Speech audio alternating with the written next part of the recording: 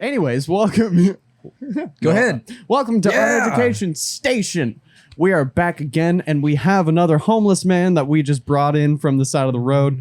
For some reason, there's just a bunch of hobos over in between my house and your house. Yeah, and then we just pick them up because we can't find guests. Yes. So today I have my buddy Christian Shaw.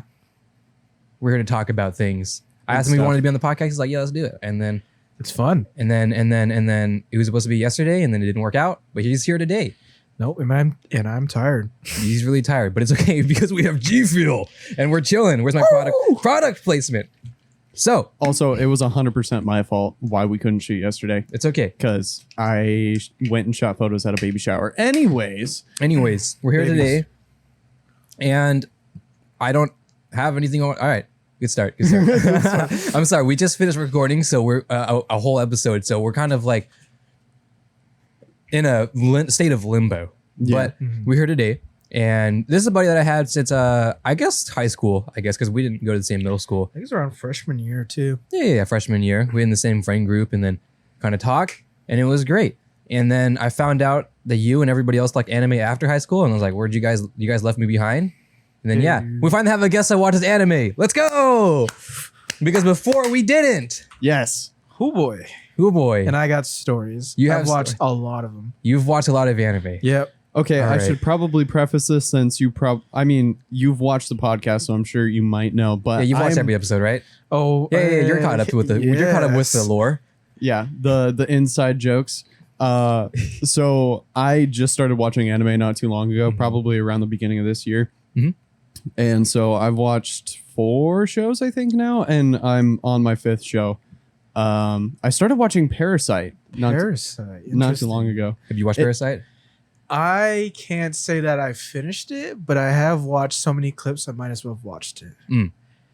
So yeah, I'm only a couple episodes in right now, but we can talk about the shows that we've watched, and we could bring them up to him. Yeah. I'm pretty sure let's see. We've watched Erased.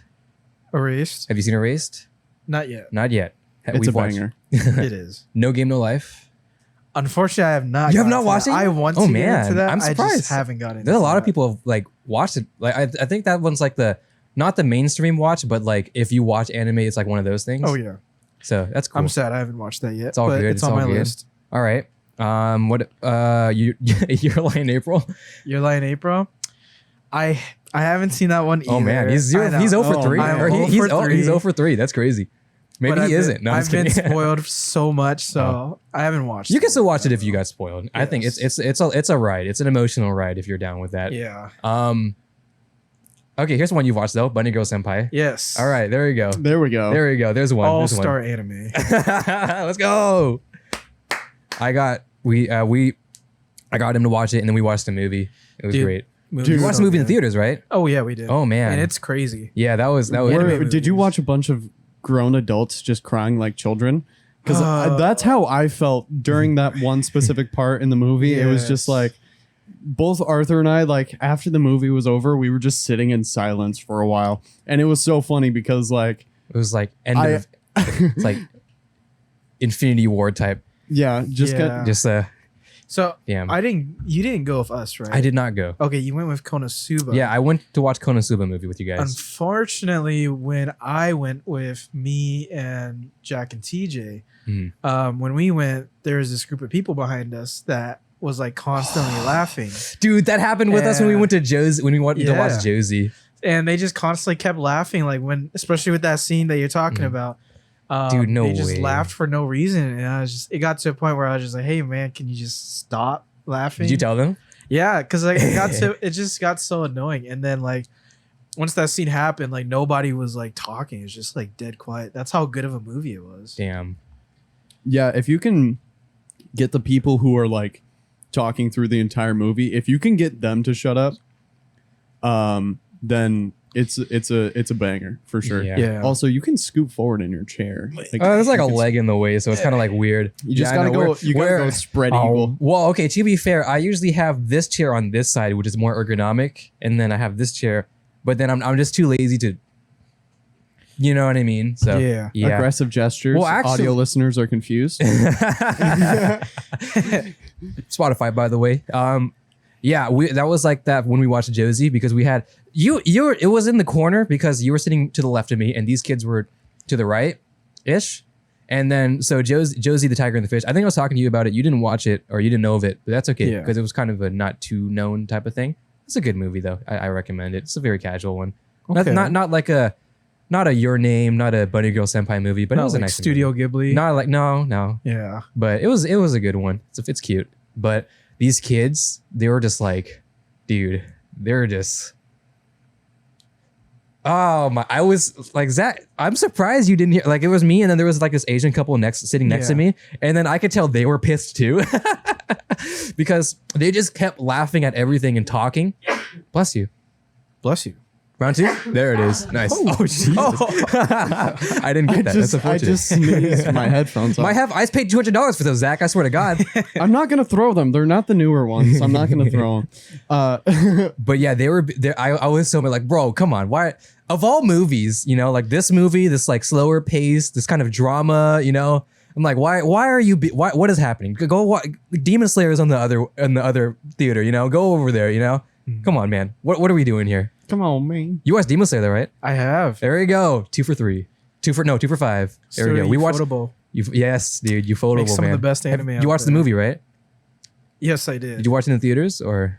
I think I did watch it in theaters. I did You watch it in think? theaters. I feel like that'd be have been an experience. Yeah. So watching it in theaters was really good because it was a full theater, obviously. There wasn't like cringy people there like that. That's you good. see. There were people that like dressed up and everything, but like that's just part of the spirit. I feel like for a show like Demon Slayer and a movie like Demon Slayer, I feel like there'd definitely be people dressing up. Yeah. Honestly, I would. I mean, okay. To be fair, though, if you were watching it like as it was airing and you felt like the hype for the movie, because like I went straight from the show to the movie. Right. And so there wasn't really that build up period where it's like, oh my God, I'm so excited. Like I have no idea what's going to happen. Yeah, I can understand people like dressing up. The like fan base for Demon Slayer is crazy, Zach. It's Ah, very Wrong crazy. one, wrong one. Oh, we still have the old thing up, but yeah, it's. I mean, you see people walking around like with Tanjiro's code and stuff, and it's kind of like a when people walk around with like My Hero stuff, you know, like cosplay. If you've looked into At My least Hero- around here, around here, it's like kind of that level as far as like enthusiasm. And I honestly, I'm down with that because I feel like My Hero and Demon Slayer, although they're both kind of like that kind of power shonen type thing, they have different airs to it. I feel like Demon Slayer is a little bit more, what's the word? I would say it's a little bit more like dark. Dark? Yeah. I guess so, because My Hero is kind of catered towards a younger audience, technically. Yeah, I'd say like. Do you know what My Hero is, Zach? My Hero Yeah, yeah, Academia? yeah. Okay, My Hero's definitely aimed towards like a young adult sure. like audience because like it's not just like fun and games. There's actually a lot of dark elements to it once you look into it.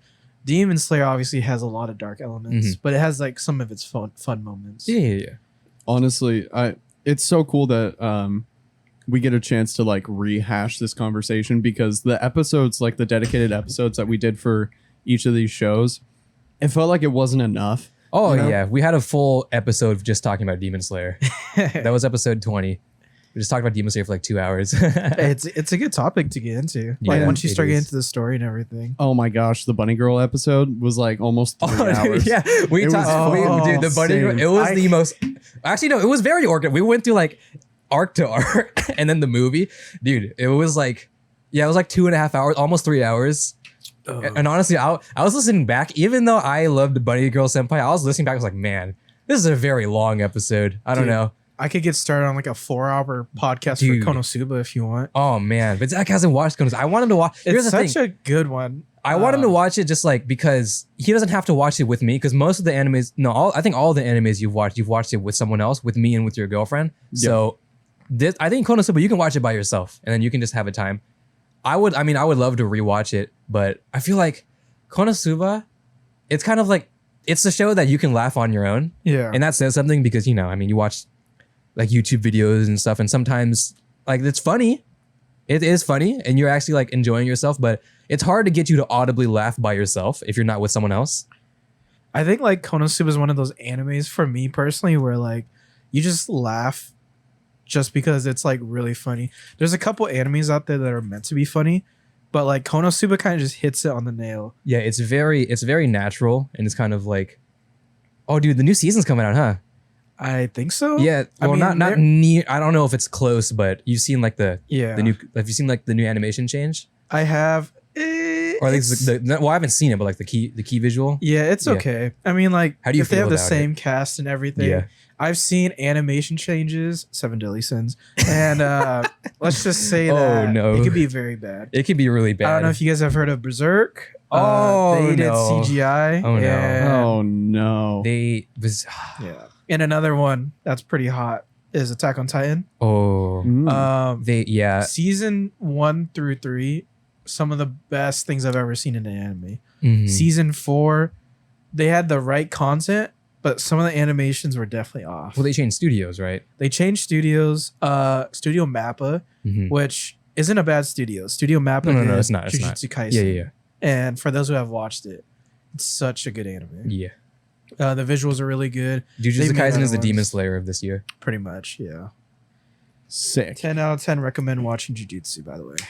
And Attack on Titan. It's really cool because Arthur and I like to just kind of break down the nitty gritty of a lot of the shows that we've watched, especially shows that we've watched together. Yeah, I went to film school, so I talk about more.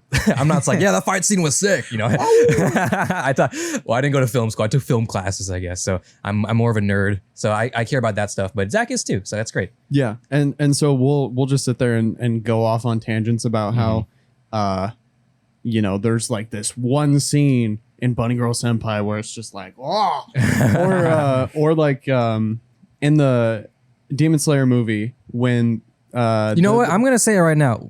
Spoiler warning. Yeah, Let's just break that ice right now in case Okay. we want to talk about it. Yeah, let's go for it. Spoiler warning for I mean, it's anything. Demon Slayer. If you haven't seen Demon Slayer, that's your own fault because even if you don't watch anime, you watch Demon Slayer. Right. That's what Demon Slayer is. You know, it's a show for people who don't watch anime. But in that in the scene where the trained kid goes into Tanjiro's mind or like into his dream and then goes into his subconscious and it's all just like water and clouds and and all that kind of stuff, and it just reminds me of the scene from Your Lie in April where it's just all the water in the piano and all that kind of stuff. That was like one of the most beautiful scenes dude, ever. for real. And If I was in the theaters, I would have cried high key. Dude, Honestly, it was just so beautiful. it was like so bliss, and it was like the sound was very soft, and then like he was like, oh, what did you say? He was like, even though I'm trying to kill you, you still led me to the core and stuff. And I was like, man, I think yeah. my favorite part is just how deliberate it was. Like they were deliberately trying to like make you feel a certain way and help you understand just how pure of a soul Tanjiro has. And they did a beautiful job of doing that with the way that they animated it. And I just think that that's the coolest thing ever. And like, Arthur and I were sitting and talking about it for fucking ever. Dude, yeah. Like even after the movie, we're like, we had that moment of silence because of how the movie ended. And if you haven't seen the movie, go watch the movie. Like I said, it was like an Infinity War type ending. It was like, damn, bro. That was, yeah. And then after that, we were like, that was a really fucking good movie. Set your heart ablaze. It had so many good scenes. There's a super funny scene that came from the dream sequences, especially the one where Rengoku is basically waking up and then he ends up choking the kid. Yeah. And I think that was like the funniest scene. You got that funny? Super unexpected. I thought I wouldn't call it funny, but that was really unexpected. It was super unexpected, and like my theater burst out laughing when it happened. 'Cause it was just like it's just like this girl is about to kill him, and then all of a sudden he wakes up and starts choking her, and then it's just an uncomfortably long scene. Where it was pretty uncomfortably long, yeah. Yeah, and then you have like Nezuko running around in the background while he's just choking her. It was really weird to see. That was great. It was so funny because I'm pretty sure there was a scene where somebody went over and they saw Rengoku just choking out. Like you just see him with this little girl being held up by her neck and just like being choke slammed to the ground. And it was just like, wow, that was intense. I keep pulling on this and I'm sorry about that. Careful, Zach. I'm sorry. You're going to ruin our equipment when we have a guest here. He's going to think we're unprofessional. But Rengoku is such a good character in that whole series. You barely meet him in the series itself. Yeah, he's like in the last couple episodes whenever he goes to meet the Hashira and whatever. Yeah. I actually was like, when the movie was coming out and then they're saying the movie's gonna be based around him, I was like, really? Of all people, you know? Mhm. Because he was barely in the show. He didn't leave that much of an impression. If anything, he was kind of annoying. And I was like, at least for me, at the point at least for what you've seen, you know? So you're just like, is it going to be really the movie going to be that good? Like you should have made it with Shinobu or something, which would have been great. Shinobu, the best character for me. Once you start watching probably season 3 or even because you're reading the manga, right? I've read the manga. I know what happens. Are you caught up? Yes. So I think I'm not going to spoil it, but Shinobu probably has one of the best arcs and one of the best endings because the series is finished. Mm-hmm. She has one of the best endings for a character, and she sets up a lot of what happens towards the end of the whole series. That's good. I think the Demon Slayer manga is definitely one that I want to read and go through and all that kind of stuff. I started it around the time that we finished watching the show. Mm-hmm. I just haven't dedicated the time to like watching or reading the whole thing, and it's just so crazy how much detail they put into the manga as well. Oh, like yeah. it's just absolutely wild. Yep. There she be. Waifu. Kocho Shinobu. Great. There she be. But yeah, the manga definitely goes into a ton of detail when it comes to all of the characters, all of the scenes, everything like that. It's just so interesting. And like Arthur was talking to me about how the light novels are just even more detail because like yeah, I started reading light novels. I've gone down that rabbit hole. Yeah. Yep. Yeah. It's really fun, man. I like I said before, like we had a whole dedicated episode of reading books. and like I was saying, this is coming from someone who didn't read books, who never read books. Like, did you read a lot of books at all? Growing Percy up Jackson. growing up as a kid, elementary to middle school, I was a big book guy. Mm-hmm. Percy Jackson, everything. I've read like entire series. Yeah. And then it just got to a point where like pictures just made everything better. Got to comics. Yeah. And then eventually got into manga, and then just see how much work they put into like, you know, comics still have that good stuff. But the manga is just crazy with what people can do. Well, that's the thing, right? I was never a book guy. Even growing up, like elementary school, middle school, I didn't read Percy Jackson or Harry Potter or anything like that. I read, I think, what did I say? Like 2 books in my entire life that wasn't for school. yeah. And then for school, I probably read 2 as well for book reports. And I didn't even read the books for the book reports. You know, I just was not a reader. I don't know. I was not dyslexic. I think I was just stupid. It's not for everybody. There's a lot of words can be intimidating. Yeah, but here's the thing. I just, like I mentioned before, so I watch anime, I read manga, and it's great. So I was like, you know what? I know, because I have a lot of light novel friends, right? Naturally, as a weeb, you get some of those light novel nerds, you know? And then they were saying like, oh man, this is good, like ReZero light novel and all that type of stuff. And they're like, I'm like, man, I know it's good, but I just can't cross that barrier between not having pictures or animation or moving parts. So I was like, okay, you know what? I'm gonna stop being a bitch, you know? Yeah. I'm gonna stop being a pussy. I'm gonna read a book. So what because I enjoy it. Because I enjoy it. So what I did was, like for me, you know, into anime and stuff, I think a good way for me to get into books was to pick an anime series that I liked. So I picked, do you know Akashic Records? Bastard Magic Instructor? Mm-hmm. Okay, that's a really good one. It's about like a magic instructor, shocker. And then he just kind of teaches magic, and it's really cool. And then I started reading the book, and I liked it a lot. It went to way more detail and covered way more than the episodes ever did. And I was like, wow, this is crazy. And then, where is it? Do I have it with me? I don't think I have it with me, Zach. I think it's on your bookshelf. I think it might be on my bookshelf. I bought Origairu. Oh man. Yeah. Light novels for that, just as good. Oh man. So you haven't finished it, right? You said, or did you finish it? Season 1, yeah. a couple episodes into season 2. Yeah.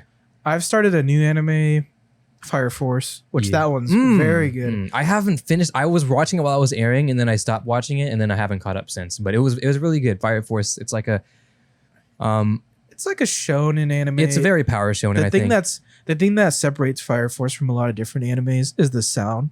Oh, I'm not saying like the OST, the music. Like that's fire, a whole different and it's group. like they have. They are followed by David Productions, which made JoJo. And if anybody has seen JoJo, they know what they could do with sounds. But there's a scene in Fire Force that's super iconic where it's basically just bass boosted, just to like impress or just to show how much power is put behind those punches and kicks. I'm trying to pull a PV so Zach can see it, but like, or at least if anything, I don't know if I want to do a fight scene, but I'll just do it. Yeah, just like a PV or something. It's like, it's super cool. The whole and it was like the same animators of like Soul Eater and stuff. Yeah. Soul Eater is just a totally different anime. So it's about, what is it about? It's about these five infernos, right? Is what they're called. Yeah. So basically, the story of Fire Force follows human combustion, which is a disease. So there's a couple generations. They call it generations of people that have like fire abilities. First generation are those that turn into infernos, which is basically people who combust and turn into monsters. And then you have second generation where they can control flames. And then third generation, you can create your own flames and do whatever with it. And so the firefighters of this universe that fight infernos have fire-like abilities. And That's so sick. the way they deal with a lot of these guys is they have to take out the core. But the story the itself, animation is it's really clean. It's really good. And I'm not going to go too in depth with the story, but the story takes a big turn for the main character. Yeah. I think, so I started reading the manga, and that was actually, so the manga, I tried to pause it on a OBS there. The manga is like interesting because I actually had to stop reading it because the way they did it, it felt really old school and very, I don't know what the best way to say it, and it's, if you know, it's very shonen. But more shonen, the way it's just drawn, it is really, like, the artwork is very good, but the way the story progresses in the manga, it's so cliche. But this is the early chapters, of course. Right. So I know the story gets better and all that type of stuff, but the pacing, I guess. The pacing is very shonen, and it's not necessarily a bad thing, but I felt like I had a better experience watching it, which is not, that's a rare thing to say for me as an avid manga reader. I think what drives people to watch Fire Force is obviously the animations, but I think the sounds are just on a whole different level. The sound is really obviously cool. We weren't playing it, but it was really good. You can't capture sound reading a book. You can imagine what it would sound like, but once the animators start putting in all these different sounds for the anime, it just makes it completely different from what you would read normally.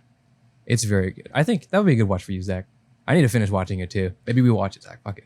Season 2 already finished. I don't know. Season 2 finished last year, so should be pretty fresh. Never heard anything about a season 3 or a movie. Okay, got you. I feel like they do a movie. They should. I feel like if anything, they do a movie. It's not super popular. Like, yeah, that's what I was gonna say. My Hero has 3 movies with one coming up, the third one coming up, and each one has like made like millions of dollars past like even like blockbusters. Yeah, and so like there's a new wave of movies that are coming out, which is just anime movies, and they're starting to make more money than a lot of big blockbusters. They are, and it's starting to make waves in the West here now, which is really cool to see because it's so dope. When I went to even see the Konosuba movie with you, I was like, dude, there's probably not going to be that many people in the theaters. I don't know. Anime, at least around here, is kind of like, it's on the fence. I don't think a lot of people watch it, and a lot of people really get it. At least like, not like maybe Seattle or California or somewhere else, where anime weeb culture might be a little bigger.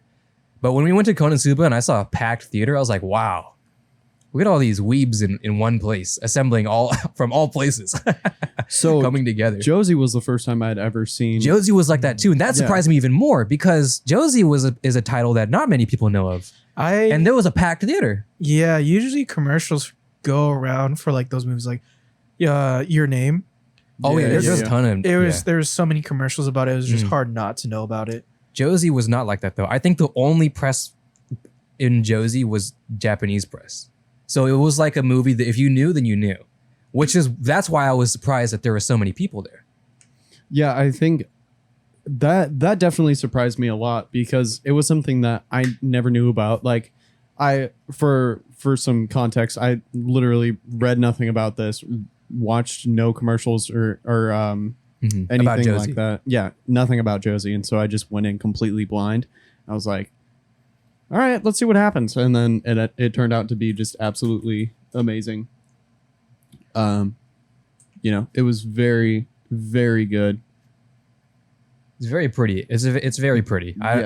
It's like, what do I say? Oh, it's a pause. It's like it's a drama. First and foremost, it's a drama, but it's very pretty. It's based in Osaka. So there's a lot of, like, Zach didn't really get it, but for me, as getting into, more Japanese culture and stuff, I found it really cool because they speak with like Osaka dialect. So they spoke a little differently, and the way everybody dressed was so like fast, because Osaka is kind of like the West version of Japan, where everybody kind of dressed more fashionably, more like Western type of things. So it's really cool to see. But other than that, so it was about, if you don't know, so it's about this girl in a wheelchair. You can see that right there. Right. And then she gets a caretaker, and the caretaker kind of shows her around and stuff, and kind of shows her this, around the town and stuff, where she can't ever really leave, because the only way she would ever be able to leave the house was her grandma. And her grandma can't take her everywhere, obviously, because she's old and stuff. So it was great. And yeah, here we go. Very drama. There it is, drama. Of course. But it's really good. I recommend it. You can find it to watch, catch my drift. So it's really good. And Eve, oh my gosh. Do you know Eve? Like the band, and they did a Jujutsu Kaisen opening. The very first one? The very first one, yeah. I haven't heard of them before. Okay, yeah, that's what I got into them after. That's what I'm saying. When they got this movie and they did the soundtrack for it, and everybody who like knew Eve were like, "Let's go, that's sick." There's a lot of different studios popping up. Like there's Kung Fu Generation that made a lot of good bangers. Oh, dude, yeah, Kung Fu Generation did a Erased opening. Yeah. Oh, dude, okay. I was listening to dude. I got anime openings are by far like one of my favorite things. So like we're music nerds. He took AP music classes. AP music. He's a music nerd, and he's freaking out about this stuff. I think anime music is like the new wave of like, oh, this is gonna sound kind of weird, but I think it's the new wave of like rap, because people like just play rap to have in the background, and it just sounds good. And like, to me, it's the same thing for anime music, because one, I don't understand what they're saying, and two, it just sounds really good, and most of the time it's like soothing.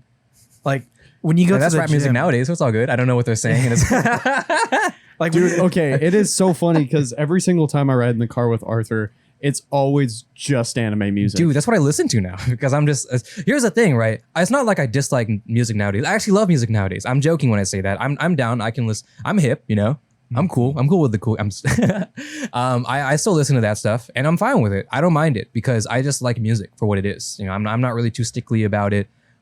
If they want to just throw 808s and just talk about drinking and fucking bitches, then they can do that. It's whatever. It's a vibe. It's music to have in the background while you work and stuff. And then if they want to drop an album, a concept album of them getting deep into it, then they can do that, and it's great. But I'll also listen to, I just because as a music nerd myself, Japanese music is very different from Western music. Oh my god! Just the way it's structured, the way the lyrics that they use, it's very different, and I found it interesting. So interesting that I just kept listening to it, and then I kept going to recommended artists. I listened to Lisa and Asuka and everybody, and I just got sucked in, and now it's the only thing I listen to, because it's new for me still. For me, it's still new, and I'm still learning more, and that's the reason why that's the only thing I listen to. Because it's just a huge, I've been listening to music here in the West my entire life. So, now I've found this new avenue of music that is so different that it intrigues me. So now I just listen to a bunch of anime music. Japanese music is very good, because I've seen the lyrics of some songs, and the best thing about it is that they build a story. They do. Like, not to say that other songs don't, but like Japanese songs give like a really good story behind what they're saying. That goes for like all the anime openings and endings you've seen, and it even goes for like other ones that you've never heard of. There's like ones that are talking about like, there's a popular one that talks about like depression. Lisa gives a lot of good songs. Oh yeah, Lisa, she did Demon Slayer, grunge. Yeah. She made a new one for the new movie. That one's very, very sad, because it talks about like her personal life, It has like hints of suicide in there and that what she had to go through, and it's very heartwarming, and it fits the movie because there's also a little bit about how she describes like sacrifice and everything. And if you watch the movie, you obviously know what happens. Yeah, and was this what movie is this? The Demon Slayer. Oh, like a Homura? That song? Yeah. Okay, I got you. Yeah, I was also listening to the lyrics because now that I've been learning more Japanese, I can kind of, my Nihongo is now a little bit more jozu than before. So I I can pick up certain things, and it is pretty. Have you ever just read the lyrics to that song yet? You definitely should, because I know before we watched the movie, he was like, bro, I'm listening to like this Demon Slayer OST and this Homura song, fire, and I'm like, yeah, Homer is a really good song. It is a really good song, and then we watched the movie and then it changed how Zach pictured the song. And now I think if you read the lyrics, and that'll even change it even more. Yeah, because like they played it in the credits, and I think it's a good credits song. I think so too. But playing during the movie, because I think it played in the end, transitioning to the end credits, it's like such a beautiful way to end. It is. It really is. They did that. They did a lot of time in Demon Slayer. They did it during Tanjiro's theme for episode 19. Dude, did that as well. Oh my gosh. I could sit here and just nerd out about Tanjiro's theme. Dude, it was great. One of the things that I love about a lot of stuff that you'll see in anime is just how much effort they put into it. Like, there was strings and shit, and it was just like, oh my gosh. Like, such a the whole production of that was so ufotable. I loved it. It was. You can tell it was ufotable. Yeah, I know. From how they animated it. Yeah, So I didn't watch Demon Slayer while it aired. I watched it when episode 19 hit, and everybody freaked out about it. And I was like, okay, I have to watch it now. So I didn't really get to experience it with another person until I watched it with Zach. And then when I watched it with Zach, I was like, so this is how it was. To like freak out about it with someone else, be like, that was so crazy and stuff, It's a crazy scene. I think like that's probably the best scene, if not the second best scene in Demon Slayer. I personally like the Zenitsu scenes when he's falling asleep and then you see the electricity pop. Those are really cool. Those are really. How do you feel about Zenitsu as a character? Zenitsu as a character, he's a unique one because you can talk about the manga a little bit if you want. So he gets a little more character development. Not much. He's still the same. Zenitsu is a character that I kind of like simply because he's almost like dual personality. It's kind of like night and day when he's asleep. His coward form is funny because it's realistic in that situation. Like if you were just a regular guy out there hunting demons that could slice you in half, like it was another Tuesday, Zenitsu is what you would be most likely.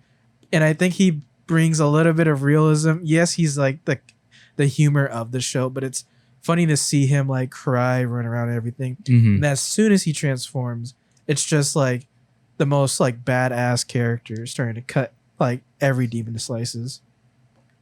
Yeah, it's definitely interesting because whenever I talk with like my my IRL friends, like when Demon Slayer was the first anime that I can like normie anime, if you will, that I finally watched after a long time to finally be in conversation with my friends who watch like kind of mainstream anime, because I don't watch My Hero, I don't watch Jujutsu Kaisen, I don't watch Hunter x Hunter, which is really popular in the mainstream here now. I think I told you this, the last time I watched a mainstream anime was Sword Art Online. Oh boy. And then before that was Naruto. So I don't really watch a lot of I haven't seen Death Note. I haven't seen any of those. And it's not like I dislike those shows. And it's not like I dislike the fact that they're mainstream. I'm not like that much of a nerd or elitist or whatever. I just haven't gotten around because since I started watching not that, I just kind of, because anime is like a really broad library of a lot of shows. And that intrigued me more than watching the mainstream stuff. So I watched those instead, basically. So a really cool thing that I have to add to that is if you start with not necessarily the mainstream, but still really, really good shows, and then you watch the mainstream, then you kind of have a little bit more appreciation for both sides of it. Because if you watch nothing but Demon Slayer, Dragon Ball Z, you will never leave that. Yep. Yeah, because it's a great show and power shonens are compelling in their own way. But also, like Arthur was saying, it's such a broad thing that you can have an appreciation for the more story-driven stuff and then be able to just go and watch Demon Slayer and be like, bro, that was fucking sick. Bro, I can't talk about the production of Demon Slayer with my IRL friends. They just want to talk about how cool the fight scene was, you know? I gotta give the animators props. It's like they're getting underpaid to make these they are. godly Animators are like one of the, they're so underpaid. The, you know, Chainsaw Man, right? Oh yeah. So Can't wait for that one.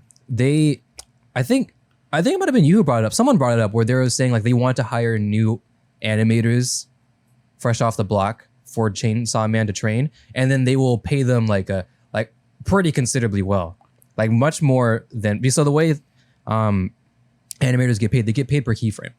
For every frame they draw, they get paid for it. At least traditionally, that's how that goes. So that's not good. It's not good. It's not good. Like you can, you know, the one example I remember was like, if I want to eat cup of noodles for a day, I got to draw. What did they say? They said like the way they scale it is if I draw a keyframe today, I can eat a lunch. Oh yeah, and it tires them out. Like, it does. I have read stories like Studio Mappa recently. I guess it's not recent, but they released a statement saying that one of their animators like reviewed a lot of what happened behind the scenes, and people were overworked, working like 14, 16-hour shifts. And like that's why like you guys haven't seen it, but Attack on Titan was a very rushed anime because people wanted the anime to come out, and obviously it wasn't as good as it could have been because they were rushing. They had, I want to say, a year to make Attack on Titan season 4 part 1, and it's still pretty good. It's just really rushed, and you could tell why they were rushed too, just because like they were underpaid to do something with a limited amount of time. Well, here's the thing: not many people did get that, and then you know they started sending like death threats, and you know to the right, that was the thing that happened. They were getting really mad at the studios, at the author, I think, too, and then the author got a lot of flack for the ending of Attack on Titan because Attack on Titan is finished with the manga, and it ended how he wanted to end it. And my personal opinion about it is that it's okay. It's not like it doesn't do some characters justice, and it does some characters justice. Ultimately, what it did was it left more questions than answers. An open-ended ending. Yeah, and so like the author wanted to leave it just like open and like a final ending, but the readers wanted more. So some readers made their own ending, and then the author decided to add a couple more pages, which added a little bit, but not enough to satisfy everybody. And you could never really do that. Yeah, and I think that that's the hardest part too, is that you are sitting there trying to juggle like how you want a story to end and how you know that everyone else wants the story to end, especially when you're ending it like after the anime came out. And so you're finishing the manga while everyone's getting hyped about the show, and they're like, oh, I can't wait for next season, and like all this kind of stuff. And then I can't even imagine how much pressure that puts on the authors, for sure. Like that sounds absolutely insane. At least here in the West, most people watch more anime than read manga. So, and I feel like maybe I think it's a similar vibe maybe still in Japan too. Most people watch, obviously more people read manga in Japan than they would in America. But I think in general, most people or more people watch anime than manga. So I think that pressure is still there of, you know, like I have to, if I can please my manga readers, but anime watchers are a different breed, and they're I know. That's a little more difficult to please because I feel like a lot of manga readers are more forgiving, I guess. They kind of get it. They kind of understand the more hard work and stuff. And anime watchers are more like, bro, that episode was shit, bro. Just do better, you know? That the way this, you know. They have too many expectations. They do. I think for a manga, it's just that it has more time to develop, and you can really appreciate what they put into it. Whereas animations, they kind of they have a limited amount of time to make content. Sure. And in that content, some of the animations might look a little wonky, especially when you start pausing it, which you should never really do in the first place. Well, here's the thing. I'm the guy who takes a bunch of screenshots, so I be pausing, so I see it. Some of the best moments in anime is when you pause them. There's a lot of you could tell there's two sides. One is like a really cool frame, and then another time it's like a really funny in between frame. Yeah, where it's like, okay, they definitely got a really amateur outsourced, because sometimes they'll have like the new trainees when they get in their anime job, the first or animation job rather, they'll first be put into in-between frames. So what that means is that in anime, how do I explain this? You have keyframes like here, and then maybe 4 frames later you have here, and these are professionally drawn, if you will. I guess I'm speaking basic, kind of broadly now, or generally rather. And then obviously you have to have in between frames to connect this frame to this frame, so that way there's movement. Those in between frames are what the trainees get, and sometimes they're not as high quality. Naturally, I mean they shouldn't actually, because if the higher quality they are, probably the more they're spending, and it's not important. It's just for movement. Nice. Here we go. Let's see it. It's gone. No, it's gone. All right. You brought attention to it. It's gone now. I was gonna sneeze, and I went to like turn away, and then you noticed, and then it was That's just how like, it goes. And now it's in your nose forever. Yeah. No. You're Now welcome. I'm never You're gonna welcome. sneeze ever again. It's just all built up in your nose now. Good for Saving you. it for the next one. Yes. Oh, that made my brain hurt. It was just like this pressure buildup, and then it's just like, oh, no, I'm never gonna sneeze again. You ever try to stop a sneeze? Stopping a sneeze is like one of the hardest things to It's do. painful sometimes. It is dude. painful. It's and I have to do it a lot. I work in customer service, man. Sometimes I just bro, if you sneeze in customer service in today, while there's things going on, bro, it's you have the cabbage. it's scary. Sometimes if I have to cough, bro, I'll go to the back. Yeah. It's like I don't care that much, but I have that public decency to be like, okay, this is probably not a good look right now to just start coughing right now. See, unfortunately, like for me, I have a sneeze that is like a shotgun. Like if I sneeze, it's going everywhere. So like I have to like hide it whenever I'm like going places and everything. Mhm. And like my dad, and I'm pretty sure this happens for everybody's dad, it's like someone's yelling in the room. Like my dad, every time he sneezes, he yells. Why? I don't know. It just happens. But like He's just like, that's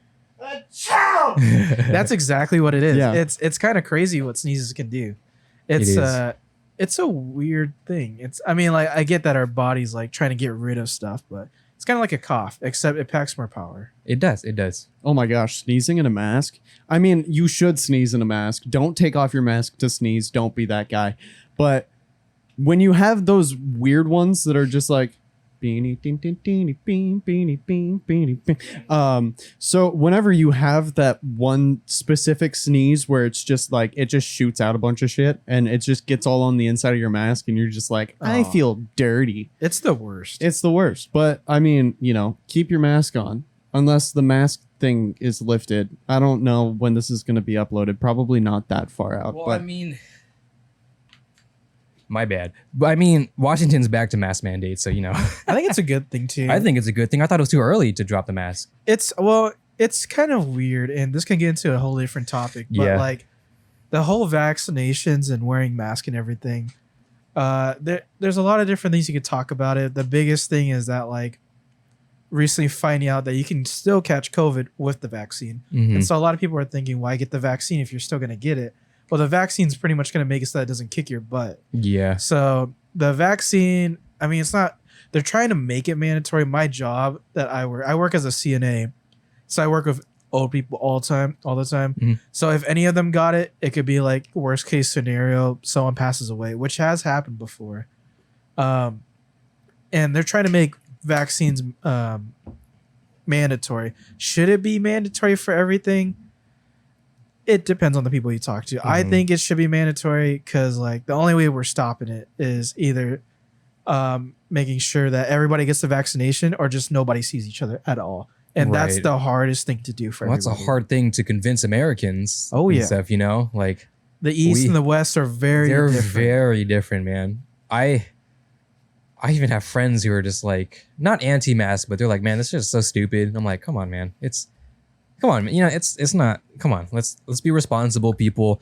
I mean, like I said, I've been customer service. I deal with a lot of fun people, and I'm so pissed now at my job. We no longer are able to tell customers off they don't have a mask. Before it was no mask, no service, and then my boss or my manager, I guess my boss, she was like, I mean, it's a fair concern. She was a concern that some people might get rowdy. They might fight, because, you've seen the videos and stuff. Oh, yeah. So she just was concerned of her safety and was like, okay, you know what? If they don't have a mask, just do what you got to do. Take the order, whatever. And I was pissed because for the longest time, I was allowed to cancel or decline them. And honestly, that was my favorite thing, because after working customer service for as long as I have, the one thing I finally had a reason, a rule, an allowance to yell at customers. And that was so much fun, because no matter what they do and what they say, they have to leave. I will not help them. So hearing what they have to say is the funniest shit, because they come up with a lot of excuses and a lot of very funny lines, I guess. Like one time, this was recent. I think I might have told you this, Zach, but we were, oh no, it was me and then another one of my coworkers. We were working, actually the two of them. And this lady comes up and she has no mask. I'm like, hey, can you wear a mask before you order? She, classic Karen, starts freaking out. I'm like, all right, I don't care. Put on a mask. She puts on a mask, orders. And then I'm running the register that time. And then I leave the register to do drinks. So I work at Bubble Tea Place, in case you forgot. I leave the register to help with drinks. And then I end up being the person to hand out her order. Great. Fantastic. That's my favorite flavor. I hand her order, and then she goes, "Oh, do I have to have my mask on to drink this?" And I'm like, "Oh no, you don't have to, sweetie." And then she gets fucking angry. No, what did she say? No. Oh, that was another lady. Never mind. Scratch that. Another lady I had to just decline her completely. And what did she say? I said, "Hey, you need to wear a mask." And she's like, "I'm not going to wear a mask. This is segregation." Fun. Segregation. Dude, she doesn't... She doesn't understand. She learned that word that day. She was white too. And she's like, she threw the bro, Civil Rights Act, mask, no mask. They're on the same wavelength. You know what I mean? And it's pretty annoying that people think that way. I've had people, before I was a CNA, I worked at a lumber yard, and lumber business is a totally different thing. Yeah. But you have a lot of people usually go in there, older people, typically. And I've previously had customers that had said they had some kind of sickness that prevented them from wearing a mask. Classic. What kind of sickness? I didn't go into it, but pretty much I just said, "Can you please wear a mask? It shouldn't matter either way. If you catch COVID, it's even going to be worse for you." And they said, "No, I'm not going to wear one." Luckily, we never had a COVID experience at that lumberyard. There was one after I left, but that was because of the employees itself. But I don't know. I think at this point, it's almost like, this sounds kind of dark, it's almost like natural selection. Dude, I said that too. Yeah, it's kind of like, if you don't wear a mask, if you don't get vaccinated, you're basically stopping everything. And it's not like COVID isn't there. I used to think that like, oh, COVID's like far away, probably don't have to worry about it. It's in China. It got over to here, and I'm like, oh, okay, it's in the east, or actually started in Seattle, which was kind of scary. Yeah. But I was like, oh, it's all the way up there. Don't have to worry about it. Spread throughout the United States just because people didn't care about it, and look where we are now. It's about 1.5 years down the drain of still wearing masks. Half the population isn't vaccinated. So it's definitely there, and I think just a lot of people need to realize that if you catch it, you're going to give it to others, and there's no reason for you to really not get vaxxed or not mask up. It's been very interesting because I'm in vet medicine. I'm a surgical assistant, and I'm like one of the people that has to go and talk to all of the people. Like, I'm probably the one who does the most like face-to-face interaction. And so, yeah, it's definitely interesting when you have those people who are just refusing to accommodate the rules and regulations that people, like, the company has put into place. Like, we're not letting people in the building. People will insist like, oh, I need to go inside. Like, oh, my dog will do so much better when I'm there. And I'm like, no, they won't. I promise you they won't, because they'll just try to get us to go away, and it's just stop. And so it's just like, dealing with people who refuse to follow the guidelines of the place that you're at, and also, the guidelines by the government. it's just like, don't be stupid. Like, if you don't want to get vaccinated, wear a mask. If you don't want to wear a mask, stay home. Don't be stupid. It's at the point, because before I'm so angry about it, but after having to deal with it for an entire year, I'm now just like, yeah, it's like, if you're not going to wear a mask, okay, I guess I won't be seeing you and your family in the next couple of generations. You know, it is morbid to say natural selection, but at the end of the day, it's a natural thing, natural selection. So this is just going to be an example of it. And I mean, it's kind of, yeah, it's dark for me to say it as a person. It's not like I'm hoping for it. It's just a thing that happens. So me saying it isn't necessarily what's dark. It's just that what's dark is that if you're not going to wear a mask, you're going to end up on that scale that tips, you know? You're going to end up being someone's Twitter bio. And like, I guess like with that, it's kind of like it's obviously a choice. Yeah. You don't have to get a vaccine. You don't have to mask up. But if you don't want to do it for others, at least do it for yourself. Because like the last thing you want is to get COVID, or the other vice versa. If you don't want to do it for yourself, do it for others. Because I feel like, and this is a case that I've always said, and it's also kind of dark. People who are against it will no longer be against it once it affects them or their family. When them or their family gets it or is affected by it in some way, then they have no choice but to recognize it. And I mean, there's superstition of whether it's real or not or whatever. At this point, whether it's real or not, I don't even care, because if they're pushing it this hard, I'm just going to be irresponsible and just follow what the government tells me to do for the most part. That stuff is above me. And I mean, if you care that much, bro, just run for Senate, I guess. I don't know, if you care that much, you know? And I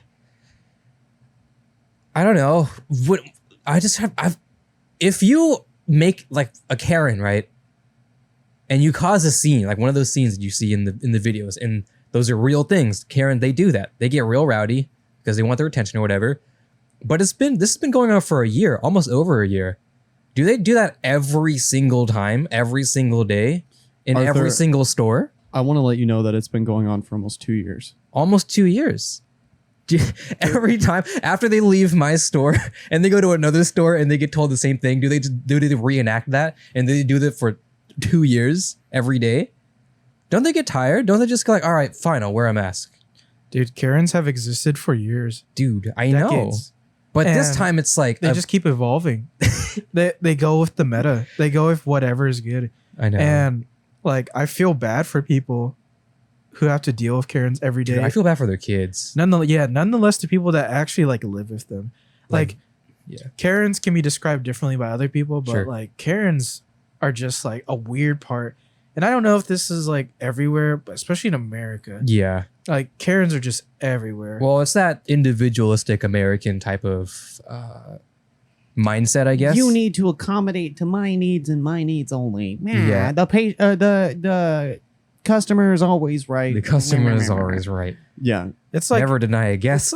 it's like ignorance personified as a human being, except there's just multiple of them everywhere. It's just mostly entitlement. It's like those types of people act like they deserve more than they actually do. And it's like, you know, you, Arthur, we were talking about this like a couple hours ago. Yeah. You aren't special. You know, like Get fucked. Get fucked, You're not yeah. a special. You're not special. You are not different than you, or you are not better than me in one way, or in every way, because you are worse than me in another way, I guess, if you will. We all trade blows. You're better at this thing than I am. I am better at this thing than you are. You know? So no one is special inherently that can put one person over another person. So what do you have, like these extra rights or something that that say that you are? I understand, you know, freedom of whatever the hell, speech and all that type of stuff. I understand that. Like you say, you don't have to wear a mask. You don't have to be vaccinated. If that's the case, understand there's a new factor now of what are the consequences of you doing that. You don't have to if you don't want to, and that's whatever. At this point, I don't care. If you don't want to, don't do it. Whatever. To each their own. But understand if you don't do it, what's going to happen? What's going to happen to people around you? What's going to happen if you bring something that you don't want back home? If that's the case, stay at home. Amazon's pretty cool, you know? Yeah. Do that. I Dude. guess. Prime 2-day shipping. Prime 2-day Fuck shipping? dude. If you're nearby an Amazon warehouse, 1-day shipping, same day shipping? Same day shipping at before midnight. Ayo, you know? Ayo. Yo. This is probably the best time. This is terrible to say. This is the best timeline, the best era of having to be quarantined at home during a virus, because you can have so much. You could literally never leave your house if you don't want to, because of how Amazon is set up, delivery, DoorDash and Uber Eats. You know, Very, very overpriced. very But, I overpriced, mean, but it's gets- possible. And some people still do that. Mhm. Some people are able to, because I mean, technically, if you live at home with your parents or something, and you work a job, maybe even work at home, maybe collect unemployment, you technically can DoorDash food for the rest of your life. Technically, it would be very expensive. You wouldn't have much money left over, but you could. That's kind of what I'm saying. These timelines are very different than what it was before, when there were pandemics and, you know, viruses spread out everywhere, and epidemic. Pandemic? Epipan? Pangea? Yeah. Anyways. This bitch don't know about Pangea. But yeah, it's been pretty crazy. I just think the whole thing has taken a lot more time than it should have. I think they speculated that we could have stopped the virus 6 months into its development. And simply the only reason why it hasn't stopped is because of the people. Yeah. And if we follow laws, like we've been talking about them a lot, but Japan's like one of the best countries to look at as to how they're dealing with this. Well, okay, I will counter that, but it's only only slightly, because they only just got the vaccine literally before the Olympics. And they're a really good example to look at in a sense of keeping your mask on, minding your own business, keeping space apart, and also not traveling very much, at least not out of country and stuff like that. But what they are short on is being proactive of getting the vaccine out and, you know, that type of stuff, because like I said, they only just started the vaccine before the Olympics, because they're like, oh shit, there's going to be a lot of people around the world coming over now. And, you know, so, and I know this because a lot of people who live in Japan who are not inherently Japanese say this type of stuff. Like, why, like everybody's getting vaccines rolled, other countries are getting vaccines rolled out and stuff like that. And the reason why you can say that Japan is a good example to look at as far as how they're dealing with it is simply just because they done full lockdowns. Like, I think for here, we had a lockdown here, but you can still leave your house and stuff. Them, it was like, you don't do that, you know? And then they've done that multiple times. And again, like I said, people actually wear masks. You know, there's not this rebel thing where, oh, I'm here. I'm too cool to wear a mask. You know, like that's not really there. You know. The only thing I can say is something I've already said. Don't be stupid, stupid. Like, don't do things. I can't wear a mask, man. I got to be cool with my friends. I can't wear a mask when I'm with my girl. Come on, man. I can't look uncool with this mask. Zach, I did my makeup today. I can't wear a mask. I need people to see it. Bro, okay. So we're all vaccinated, right? Yes. Yes. Okay. I hope. I am. Yeah. I am. So it's like we're all vaccinated. We're all semi-spaced apart. We have all not had exposure to COVID. It's like we are doing this basically in like the best way that we can for the facilities that we have, because obviously it's hard for us to be 6 feet apart in this room, and also it'd be weird because it would be like, Hey. To be fair, hey, it's a lot better than what it used to be. Before it was amazing here. Oh, the history. But anyways, it's like, you know, just thinking that stuff through, like, hey, I don't want to be sitting like a foot away from this person staring directly at them. Okay. breathing in their face. Here's the thing. Okay, I'm not upset. You know, there's some people that are like mad about like what type of mask you wear. You know, some people, I'm sure you guys seen the fishnet mask that some girls be wearing where it's just like, what is it? Some of them are like bedazzled and stuff, but it's literally just a fishnet. There's no filter. There's no filtering or anything.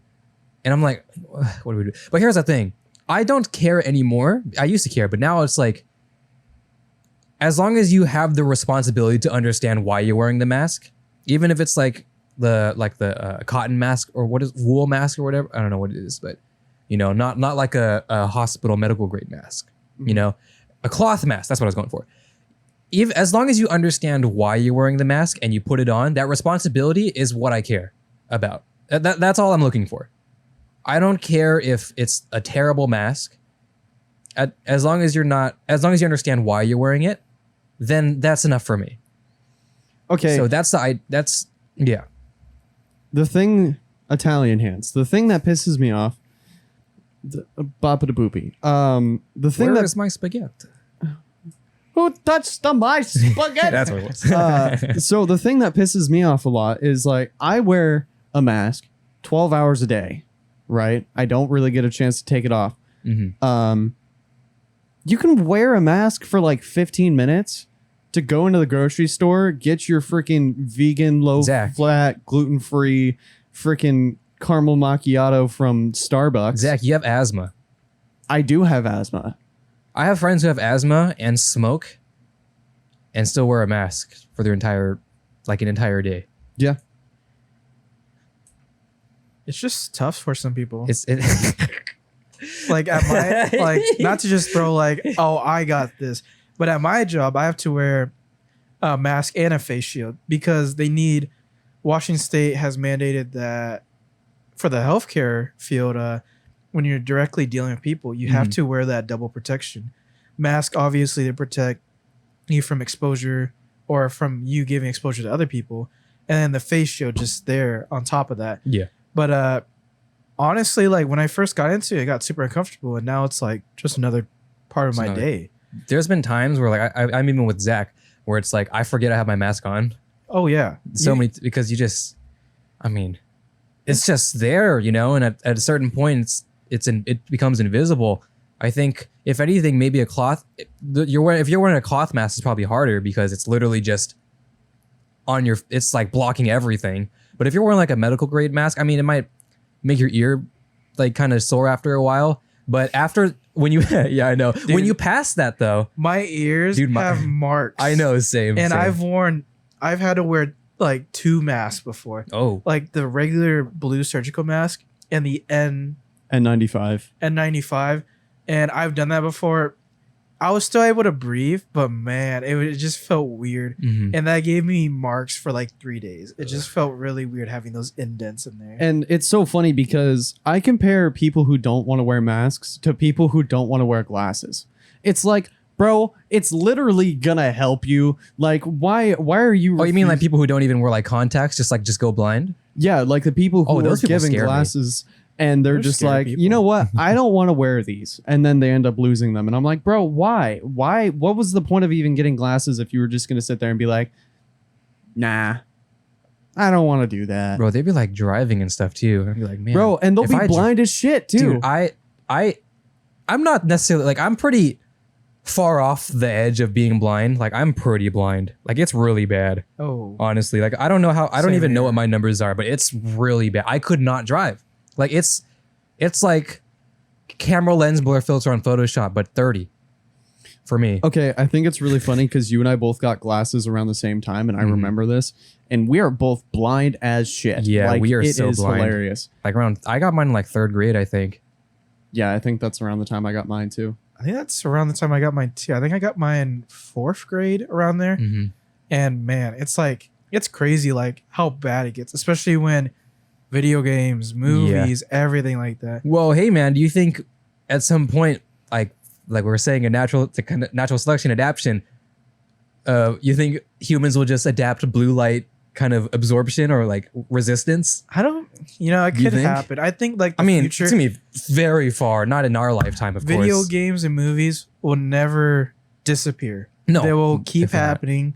Will we ever evolve and develop to be gamers. I don't know. But Dude, this would be like peak potential. yeah, I have a really weird habit because my glasses are pretty much on my face 24/7 unless I'm sleeping. Same here. So I've developed a weird habit where as soon as I take my glasses off, I start feeling sleepy because my body's like, oh, glasses off, time to go to sleep.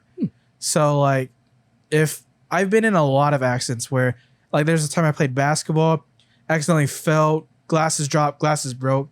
It was like going through a maze of like trying to find where home was. And like it just like glasses are is like such a good thing and a bad thing because you're so dependent on them that the event that you break them, it's like life changing. It's kind of like Velma. You can't find your glasses. You're gonna be in the same boat. Yeah. I am. It's Velma literally like the way, that. It's literally like it's funny, but it's that's how it is. You lose your glasses. And Dude, you're like, oh my. I mean, obviously you're not like, but in a way you kind of are in a broader sense. But dude, oh my gosh, when I had contacts and I had one of my contacts fall out while I was at school and I had to take both of them out and I had the worst migraines I've ever had in my entire life because I wasn't wearing my glasses. Because you're trying too hard to focus and Yeah, because you're trying so hard to replicate what your glasses do just with your natural eyeballs. And it's just like, nah, dude, you're too blind for that shit. You got to put some glasses on. And that's the reason why I went back to glasses. Like I wore contacts for probably like 2 years or something like that. I can't even wear contacts. Yeah, no. I could never poking wear yourself in the eyeball is just such a weird sensation. I still can't do just straight on. I have to look away, put on the white, and then look back. You have to pull the entire eyelid. There's no way you're doing it just slightly going in there. There's no way. I'm Chaw, I can't do that. We can't do that. We failed. Our genes made it impossible. No, but they're like, you're yellow, you get glasses. We're not built for contacts. Yeah. I mean, I have a personal funny story. So I played a lot of football. Yes. I basically played all 4 years of football. And there's no way I'm wearing glasses. And whenever I played, the first game I played without my glasses. All I could see is colors and shapes. That's how bad my vision gets. I'm a nearsighted guy, and so I can't see anything like past like putting my hand out. And so when I would play football, I'd be at like the biggest disadvantage. Put contacts on, got smacked around so much, I lost my contacts. It's one of those points where like, I don't know if you guys have ever experienced it, but I've had one contact on and like one lost contact. And it ruins your vision. It's the strangest. It's like a distort, like a merging over. It's so strange. It's like everything is kind of bubbly. Yeah. So like, it gets to a point where you just close your. I don't know if you guys have ever done anything like physically active with one eye open. But it just feels rough. And then like it got to a point where I was playing one game, lost both my contacts. Go to my coach and I say, "Hey, coach, I don't think I can play. It's just like I can't see anything." He's like, "Just go for whatever colors for that." And like I was able to somewhat do it, but like man, it's just terrible. Well, even then, because you played offense or defense. I played mainly offense. I was right? Well, what I'm saying is you're like a lineman, right? So to not be able to see you being, trying to people to penetrate. Okay, wrong word, but okay, it's not it's the right word, but so it sounds bad. But trying to blow through you and you just have to stop them and you can't see. That's scary. Yeah, I have to fight like 1 to 2 guys every time I play. Big guys. And I have to see where they are and where they're going. If I can't see where they are, I already failed my job. So it's mainly just a point of getting to A to B, but A to B isn't a straight line. It's the weirdest curved line you could ever go. A to C to B. Yeah. Dude, it's so funny. When I was younger, I tried to play sports and then I realized I'm too asthmatic for that shit. So when I was playing basketball, I had to do it without my glasses. And, I wondered why I was so bad at basketball until I played with my glasses on. And I was like, oh, yeah, that's right. Depth perception is just not even remotely going to happen without my glasses on. Like, I'm farsighted, so it's like the complete opposite. So I can see far away pretty okay. Oh, but it's just the perception of how far away something Right. is just absolutely horrible. And so I'd be standing at the free throw line trying to shoot the ball, and it's just like landing 10 feet in front of the hoop, and I'm like, what?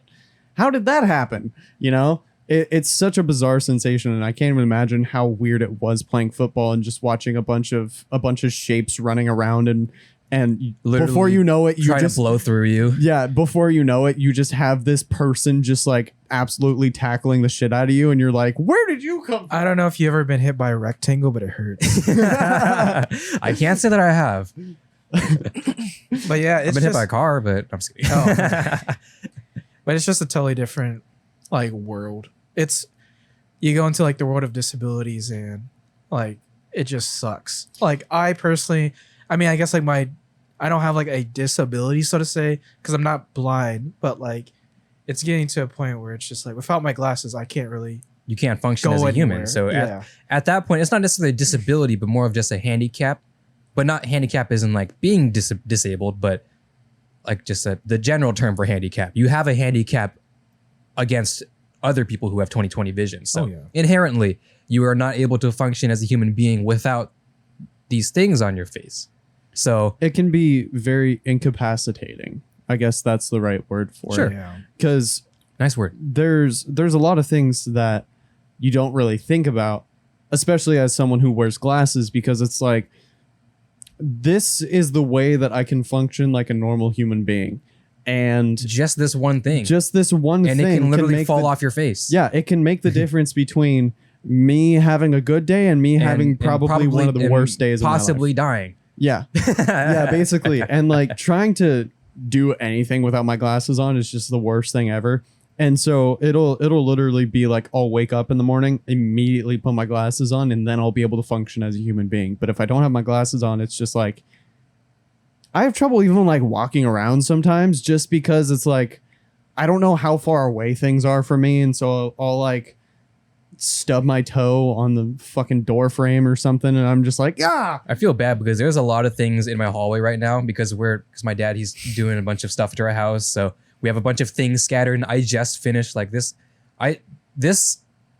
Okay, you were here a really long time, but then I actually made like a studio area before this, and then I just finished rearranging it again.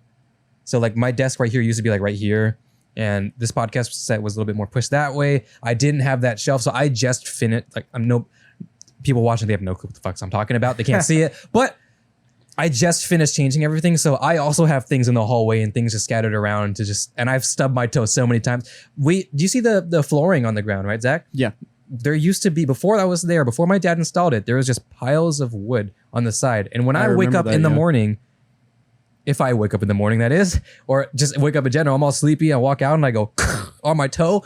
Oh my gosh, bro. Some of your toe, your bro, I think my pinky toe is like my right one. I'm pretty sure I broke it. No, I'm serious because sometimes I'd be walking and it hurts. Like I get a very sharp pain just walk. I mean, still now, and like I'm pretty sure it's broken. I think. Dude, I've broken like 2 toes just from me doing dumb shit like accidentally kicking something. And like, dude, if I don't have my glasses on, I'm either going to hit my head on something or stub my toe. Like there is about a 95% guarantee that I'm not going to make it from point A to point B without absolutely eating shit. Or the and it's classic great. rib cage to the corner of the table. Oh, Ooh, cringe. That just hurts. It's a different type of pain. That's a Dude, different type. It hurts so- more than a breakup. You know, it's like dude, it's so funny because like I'll sit there and tell people like, you know, if they're pissing me off, I'm like, I hope you step on a Lego and stub your toe. You know, it's man, like that's a that's threat. That's a threat. threat. That's come on. That's like man. death threats almost. That basically is. I'd rather die. bro, can you imagine stubbing your toe on a Lego? That would just be the worst pain imaginable. But anyways, it's like it's one of those tiny little things that just causes such an unnecessary amount of pain and suffering. It just doesn't even make sense. How did we get here? I don't I have know. no idea. Oh, dude, did you read Kaguya, right? Have you read Kaguya? I have, yes. Yes. Remember, there was this one. That's like literally a panel where Shinogoni's sister was like walking or whatever, and then she stubs her toe on like the table. Oh, Dude, super iconic. Dude, the way he drew it, it was like, and I like cringed so hard. And that's how I imagine, like, when it's like that thing where you see it and you just feel it immediately. It's like when you see like someone getting kicked in the balls and you feel that. I was like, just about to say that like, too. Yeah. Dude, why did you don't remember sack tapping? Oh in, my like, middle God! school? Yeah. Why was that a thing? That was a super That was a obnoxious. terrible thing. Why, dude? Come on, man. It's just cool. It's just cool with the other kids. It's cool, man. Like, yeah, I love tapping your sack, man. I don't know. We were different back then. We were a different breed.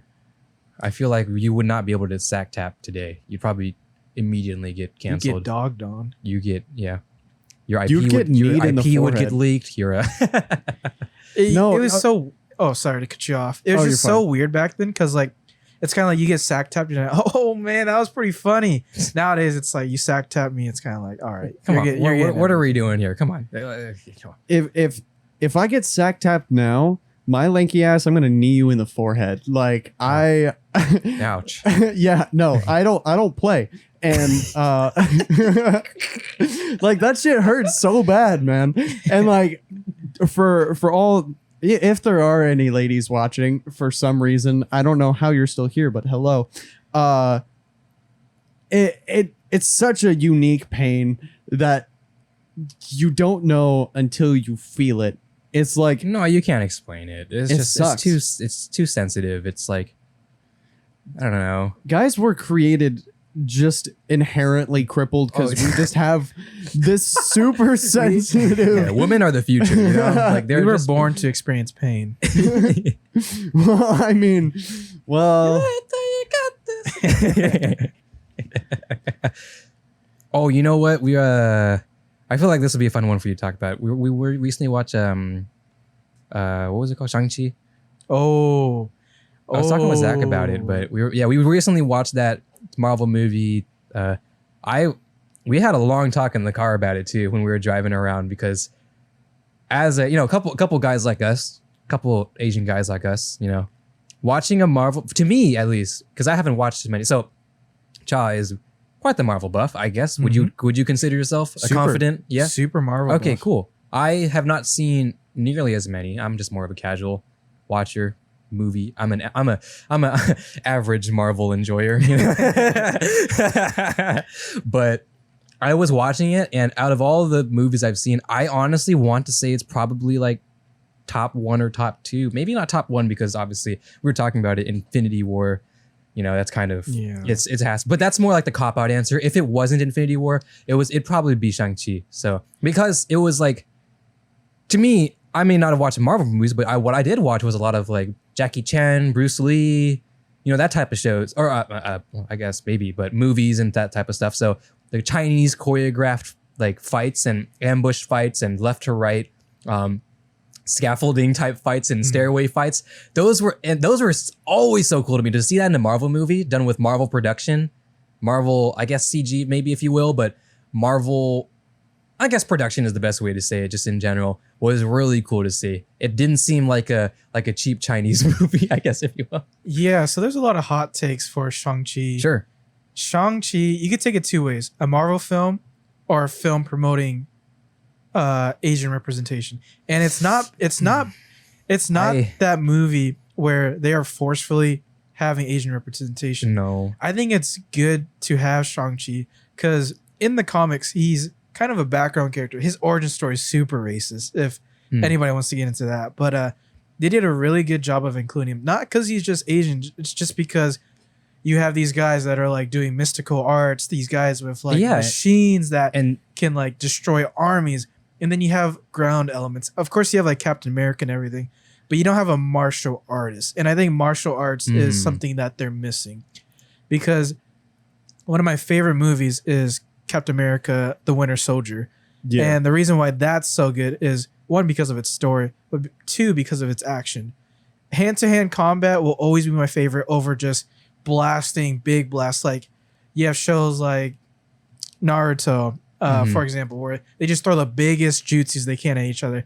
But you then just like, upset a lot of people there. yeah. Hey, Naruto, I we like Naruto though. We like Naruto. There's nothing wrong with that. Yeah. But like it's the There's- hand-to-hand scenes that sure. are so good because it's the finesse behind it. It's the small mistakes you make, and for every small mistake you get countered on. Even in Naruto, I feel like the most fun you ever watch is when they do hand-to-hand combat. Yeah, like, I think I get more hyped when they animate hand-to-hand combat more than when they throw jutsus at each other. yeah, and I'd like say. See, I think in my personal opinion, the hand-to-hand combat, I like it for probably a different reason. Like I just appreciate the amount of effort that goes into the way that it's choreographed or the way that it's animated and those types of things.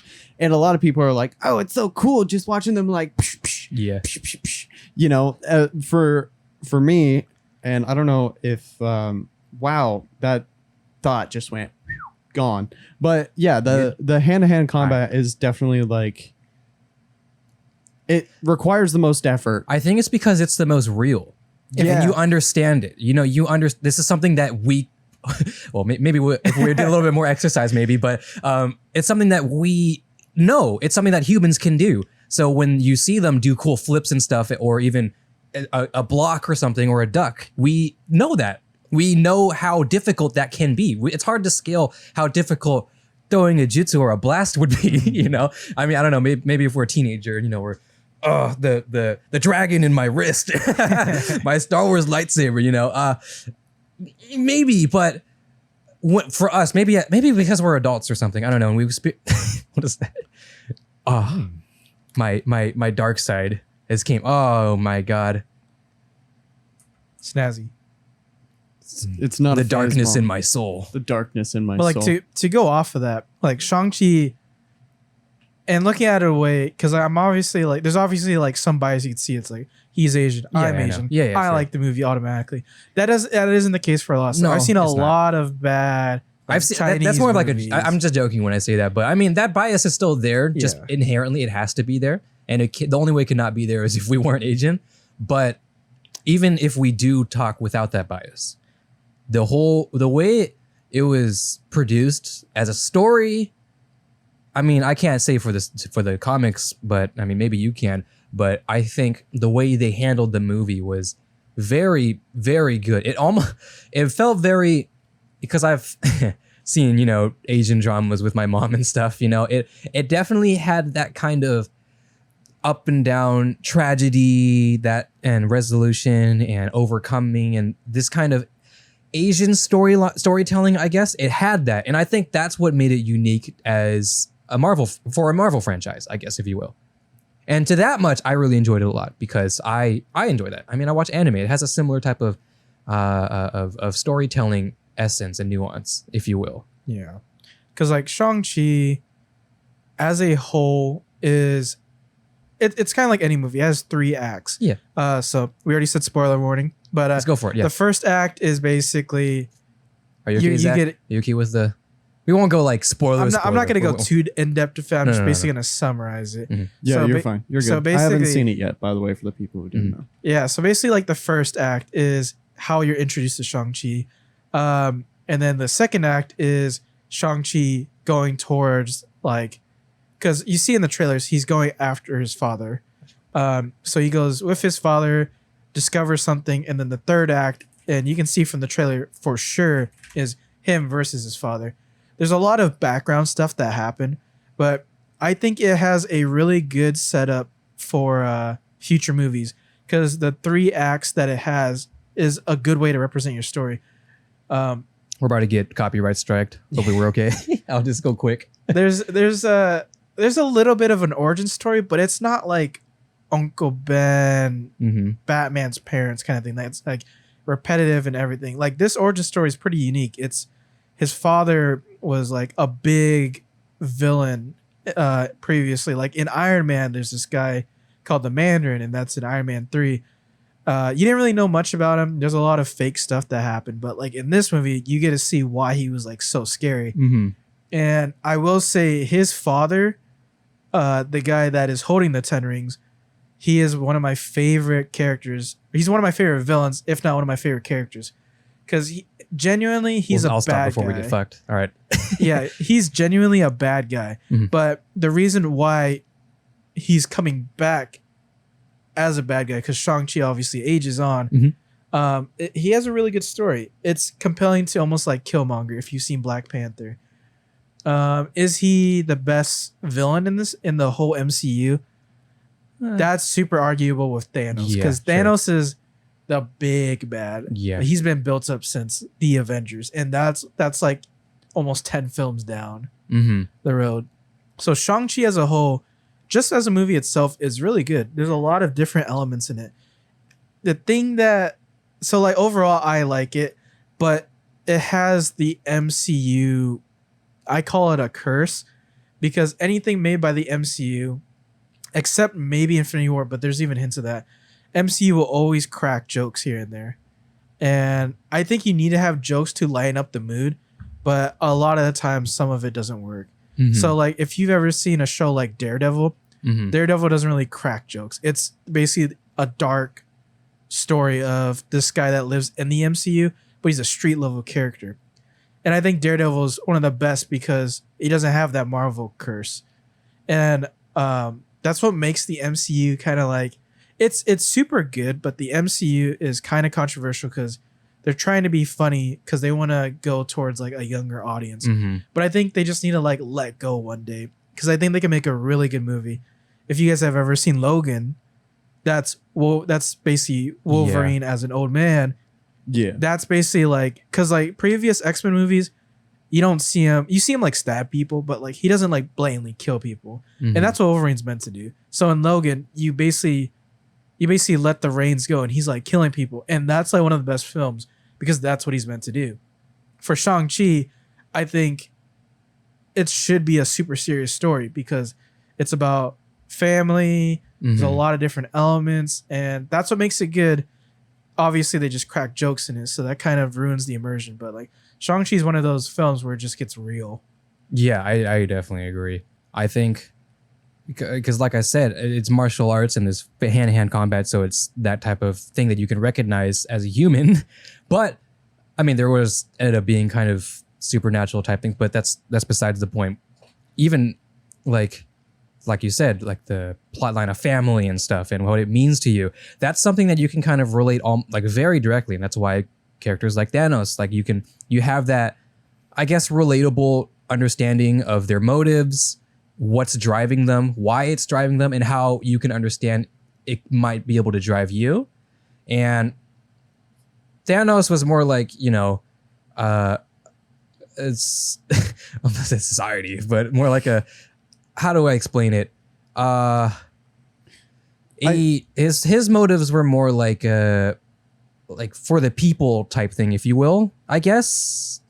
I feel like it was more like idealistic type stuff. Like a future, like a future that he wants for people, of living things, I guess, if you will. Yeah. Sorry if you just cringed there, but what I'm saying is for Shang-Chi, like family and why the main villain, which was his dad, was acting the way he did. It's like family, it's something that you can relate to more. It's something that you can understand. Yeah, I can totally see why his dad felt this way about his wife and Shang-Chi's mom, and why that much, and why, even though, spoiler if you will, I guess, but why he thought, like, even though the voices that he heard in his head, sorry, this is kind of blowing over your head right now. Maybe that's a good thing. So that way, when you do watch it, you understand. But the voices in his head that he thought was his wife, it sounded like his wife so much that he would not believe otherwise. And to maybe someone who is watching is like, come on, man, But when you see his story and how he loved his wife so much, and his wife got him to change from his ways, and how much his wife meant to him more than anybody else, why he can be so stuck into this belief that is, to us, is obviously a lie, but to him it's like, it can't. I know my wife's voice, I know how my wife would speak. My wife wants me to free her from the thing. You can understand that. Yeah, and he's the reason why he's such a likable character is because he's someone I mean, it's not like you can relate to him because there's a lot of different Well, levels. sure. Very different. Yeah, that's very different. But he has motives that make him human. Mhm. Like going back to like Thanos, it's kind of hard to relate to Thanos. It's kind of like a for the greater good kind of thing. It's like get rid of half the population, everyone will succeed. It's kind of hard to relate to him. I think the best villains are the ones you can relate to, or at least the ones that try not to be the bad guys, which is why I think like Shang-Chi's like father is one of my favorite characters, if not favorite villains. Also, Killmonger, super good too. He represents something else. There's a lot of different topics to go into there. But yes. Killmonger, Thanos, and Wenwu, which is the Shang-Chi's dad, they're probably my favorite villains just because they're bad guys, but not really bad guys. So they represent something that we like could think of as a good guy.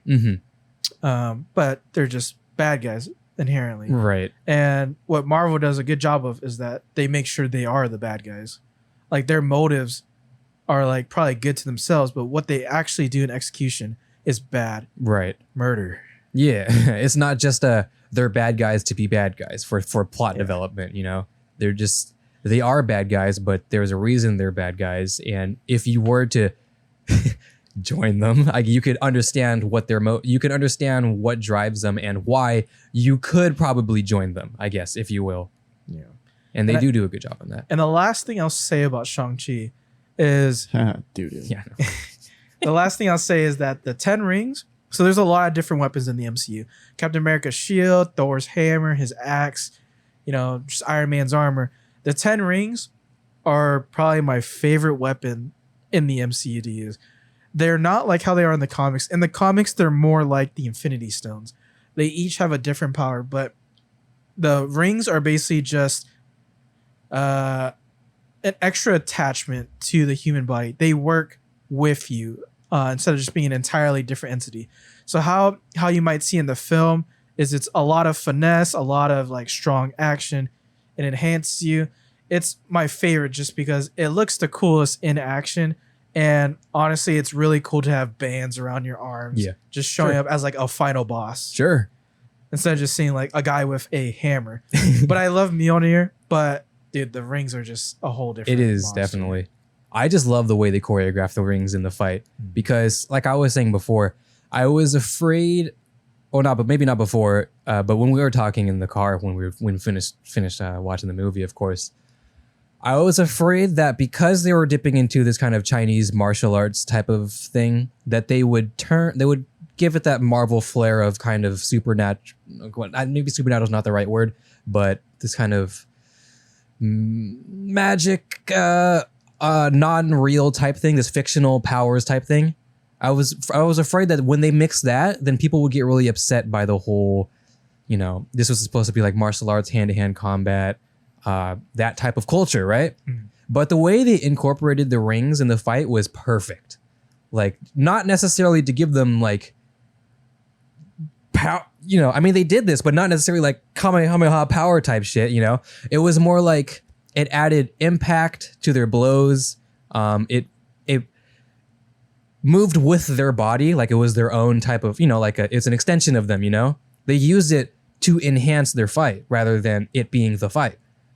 But in the final fight, not to spoil or anything, but it was just, oh man, it was just so perfect. Oh gosh, that final fight, I could every single frame, it instilled into my brain. Basically, bars. if you haven't watched it, just watch it. You should just watch it. It's a good movie. Didn't you say the budget was like really low for it too? I think the budget was a lot lower than I thought. Don't quote me on this. I think it was like 20 million, probably a little more than that.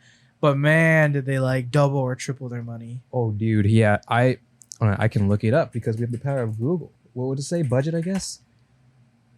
To spell it? Oh, I can't really see from the side. That's how much. Is that budget? Okay, so I'm very off. Okay. It's like 150 to 200 million. 150, but still, million. It's like for a Marvel movie, that's pretty. Yeah, I mean, Marvel movies are probably gonna double their budget any day. Yeah. Except maybe Black Widow. I don't know if you guys have seen that. But Marvel movies are just like on this, this good road. I personally don't know if they're gonna be good for the future. Yeah, 220 million. Yeah. Marvel's going on this thing where Marvel's in a weird phase where I think they're gonna maybe attract a younger audience, and because like in the comics they did this thing called Young Avengers. It was meant for a younger audience, had a lot of different characters, but what it missed was like the crucial story that some of the other characters gave, like Thor, Iron Man, and everything. I'm praying they don't do that because I kind of like the direction they're going in with like Eternals. Eternals is going to be one of my movies to watch out for. And then obviously Spider-Man. That new trailer obviously gave everybody good vibes for it. There's a lot of stuff they can go to. And they're going to go to a multiversal kind of, I guess, like road. So you're going to see like what if versions of people. And what ifs is probably my favorite thing about comics because it's like, what if Spider-Man or what if Peter Parker bit the spider? Or like, what if Thor never picked up the hammer? Everybody has like those what if scenarios that make everything cool. And they have a new TV show, What If. I'm not sponsored. But it's a really good series. Probably doesn't have like the best what if scenarios, but it's good. It's good. It's fun to watch. It's a good dip. Yeah. It's just entertaining at this point. Yeah, sure.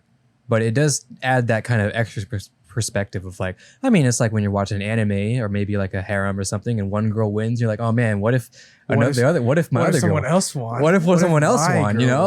What if my girl won?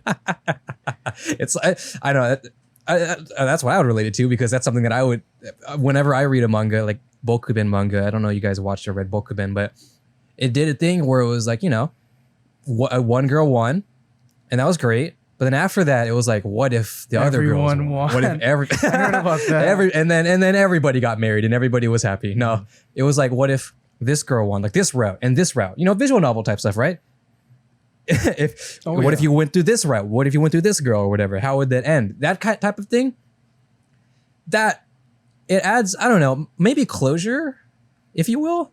Maybe not necessarily for the what ifs, because obviously that doesn't end up being like what you wanted to end. It's just more of food for thought, I guess, right? Yeah. It's just basically like, what can you imagine if this scenario changed? Yeah. Is it good? Is it bad? That's the best part. You don't know what it is. Yeah. It's kind of like, what if I was not here? Or what if I was... Yeah, what if you weren't here? We would not be talking about this. Yeah. If you weren't here, maybe we had the cure for COVID. I don't know. Oh, man.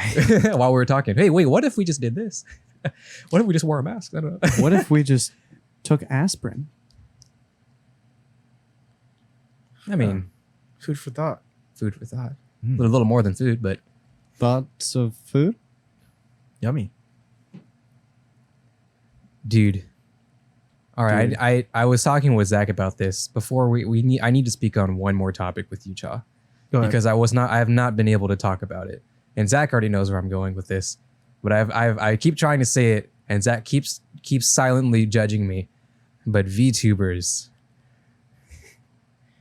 Oh, you want to make this podcast 4 hours? I have my brother in here finally, Zach. I finally outnumber you, Zach. So, okay, for those who don't know VTubers, Arthur's probably already explained it on the podcast. I have, and I've gone as far as explain like how they really are and the fact that they're not real people and that type of stuff. I've gone pretty far down. So VTubers, in my opinion, aren't that different from someone like PewDiePie. Not like for the content they do and everything, but because it's just one person you watch and it's because you like them. Now, like that whole thing is a different mess. You have obsessive people and you have people that just like it. Sure. And you have people who fell into the rabbit hole. Sure. Just because like someone recommended it. Mm-hmm. I fell into the rabbit hole. Yeah. How I started getting into it was watching, for those who know Pecora, yeah. She made a music video. I watched it from a meme and I was like, okay, this kind of bops. It's one of her like first songs she made. And then I was just like, I wonder what she does. Discommunication? That's I think yeah. Yeah, it was in a lot of memes and I had no idea what VTubers were before. Yeah. And I was like, okay, was it original or was this a cover? This is a cover, right? This is a cover, yeah. Yeah. So other people have sing this song, but like VTubers are they're entertaining. Classic. Like the Japanese ones, you don't understand what they're saying, but they know that the West has a lot of fans, and I don't know. I guess it's just like depending on how you see it. You could see it as like cringe, but honestly, it's like super entertaining. It's just, I explained it before, like, it's no different than watching anime, because what anime is, when you boil it down to it, is just it's a person giving a voice to a character and acting.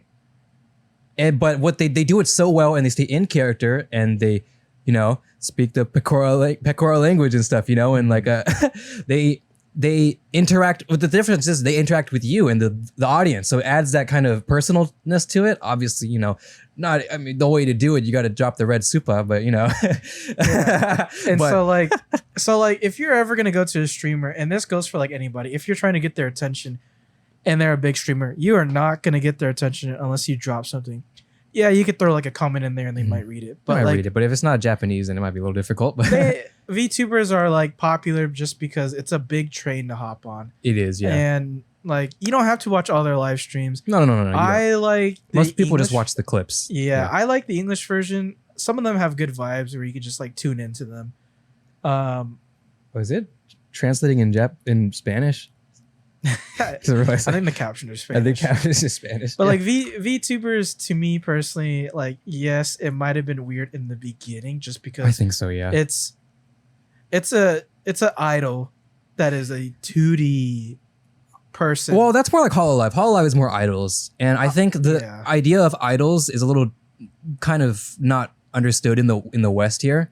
As someone who's watched a lot of anime, I get it. I watched Love Live, Well, not all of it. I watched the first season. It's pretty good. I don't know, but I understand idol culture a little bit. So, I mean, there's like Niji Sanji and stuff, where they're not necessarily idols, V-shoujo. Yeah. But Hololive, I think it's always been a thing, but it got really popular during, the pandemic and COVID, and during the heat of it, where we're actually quarantined, staying at home.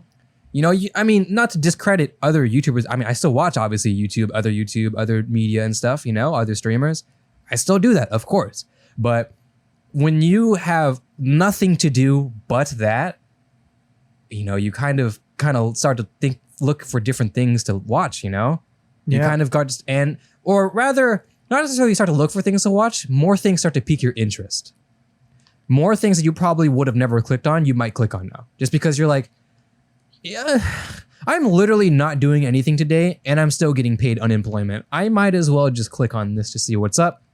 Click on it. YouTube has this amazing thing called algorithm. Algorithm is both good and cursed. Good and cursed. I've had weird videos popped up. Oh, yeah. I've had really good videos. But most of the time, it's just sometimes weird videos. Sometimes things I like to watch. Sometimes it's just random. Yeah, but that's how most people got into VTubers. They're watching, usually it stems from liking anime first, obviously. I mean, I would like to say you don't watch VTubers if you don't like anime. I think. Yeah. It'd be hard to watch an anime girl live stream playing Minecraft and stuff if you didn't like anime. And I guess like the other like weird part you can kind of see is that if you maybe look at the audience of Hololive, and I don't think like this goes for everybody, but I'm pretty sure the audience is like 90% guys, 10% girls. No, definitely. If even. Definitely. And I think it's just, I don't know. No, it's idol culture anyways. I find them entertaining. Other people can think like there's obviously the weirdos and all that. But I just find them super entertaining. Nothing too much different from like regular YouTubers. No. I think if anything, they're just like, they're just content they're kind of creators. like mascots. Yeah. Like the idol, or like I guess like the 2D person they're portraying is like their mascot for like their brand. Mm-hmm. And they're basically just expressing in their own way. Well, how about this, Zach? What if SpongeBob would have like the voice actor for Tom Kenny? Tom Kenny? Yeah. Something like that. Made a VTube avatar model of SpongeBob and just live streamed. And was SpongeBob. And interact with you like SpongeBob. And that'd be pretty dope. And talked about SpongeBob and maybe threw a couple curse words or something, and would break character every now and then, and would interact with another VTuber who happens to be Patrick. Yeah, I guess it's just different in the scenario that you take. Yeah, that's basically what I'm trying to say. It's just that idea, and because I think after you watch way more anime, I think you will start to understand. I mean, you understand it, but you just silently judge. That's okay. It's whatever. I silently judge you for other things as well. Not good. But that's the mindset I'm trying to say. It's like if these like I guess SpongeBob would be the right thing, or maybe like I don't know. What if Hank Hill VTubed? Wouldn't that be so fun to watch? That'd be really interesting. That'd be a very interesting watch. Like someone, even he didn't even have to be the main voice actor because everybody's pretty good at. He'd have to break character a lot. I couldn't keep up with that No? voice. I think it'd be too hard. I think it'd be funny for a bit, and then I don't know, maybe it might die down. But I don't know, man. Hank Hill would be interacting with you, saying things, and if you were like a King of the Hill fan, and you totally get it. And he would throw King of the Hill references and talk about things in King of the Hill and reference characters in King of the Hill. You know, wouldn't that be fun if you were a King of the Hill fan? It'd be a good reference. Yeah, I'd like to see how they interact with other people too. What if Rick and Morty VTubed? I knew we were gonna get there. That's what I'm saying, Zach. That's what I'm saying. That would just be fun to watch. I guess it's just a different kind of entertainment. That's all it is. Yeah. Yeah. And also, by the way, just for context for the audio listeners, because they can't see anything, I'm tired, so I'm lounging. That's okay. It's been a long day. You can tell how tired I am by how not center frame I am. That's And okay, I'm Zach. I've just been slouching this entire time.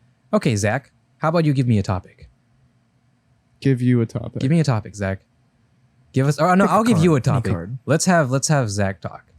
This is the new segment in the show, Zach's Corner, where Zach speaks about life, about the state of the world. I don't want to talk about the state of the world. About anime, about culture, movie culture, occult culture, school, financing. Do you like how to manage your money? Horror movies. Oh man, you picked the right person to come on here because I love horror movies. Shit. All right, now I slouch. Now I go back in my corner. I think horror movies are super underrated. I agree. Yeah. It's the thrill of horror movies. I think it's just like horror movies keep you immersed. There's a lot of like there's one called They Come at Night, and I'm gonna go ahead and spoil that because it's an old movie. You should have already seen it if you were going to watch it anyways. Don't worry, I'm not going to watch it. But it's a psychological movie. They say, so basically there's this virus going around. It's funny because this was released in 2016 and this was before COVID was a thing. But basically there's this virus that was going around and it was infecting people and turning people into like these crazies. And so there's this group, there's this little family that basically bundles up and they basically wear masks and everything. And what was the name? It Comes at Night. But basically in that movie, the kid of the group, and he's like a teenager, he's like 18, he starts to hallucinate a lot of different stuff. And it can get real creepy sometimes. And there's another survivor that comes into their area. Obviously he gets beat up and everything, questioned, but then his family comes and then you're thinking like, oh, when are the monsters coming? What do the monsters look like? What are the cannibals, or what does the virus actually do to them? Well, the real monsters are the humans themselves. They basically go psychologically crazy. They're saying like, oh, you have the virus. I got to kill you before it infects my family. And they're like, no, we can't do that. That's my son. And basically they end up just killing each other. And the end result of the movie is really morbid because in the end, everybody got the virus. And so it keeps you on your seat. And the best horror movies are different for everybody. I like psychological movies because it really messes with like what you think is true horror or not. Because you have like slashers and then you have like thrillers and there's just a lot of things to think about for horror movies. Yeah, and for me, I think subverting expectations, like there are a lot of times where you can kind of guess where a movie's going to go because of the stereotypes of horror movies. And like for example, like the Halloween franchise, like that there's going to be a final girl, there's going to be the final girl gauntlet of just them running around and doing all that kind of shit. And there's just kind of like that stereotype. And so when you have those movies that kind of break that, or they end up, like the Blair Witch Project, where that was like the start of a whole new different kind of subgenre of horror. And I think that that's really cool. And, like I'm a huge fan of the old horror movies, like the original Texas Chainsaw Massacre and like those types of movies. Just because those were, like I think it was like the late 70s was like around the time when people started making horror movies, and when those giant franchises like Halloween, Texas Chainsaw Massacre, Friday the 13th, like all of those types of movies, that's when they started coming out. And so it's really cool to see where it started and kind of what it's turned into now. Yeah, like the psychological horror is definitely, it's scary in a different type of way, because it's almost like this could totally happen in real life. Oh yeah. Like, and you see that a lot in a lot of different movies. yeah, like I just picture like, what if there was this big thing that was going on and people thought that the people around them were just turning into monsters, and so they had to kill them. But what if that was all just bullshit and they were just killing each other and going crazy?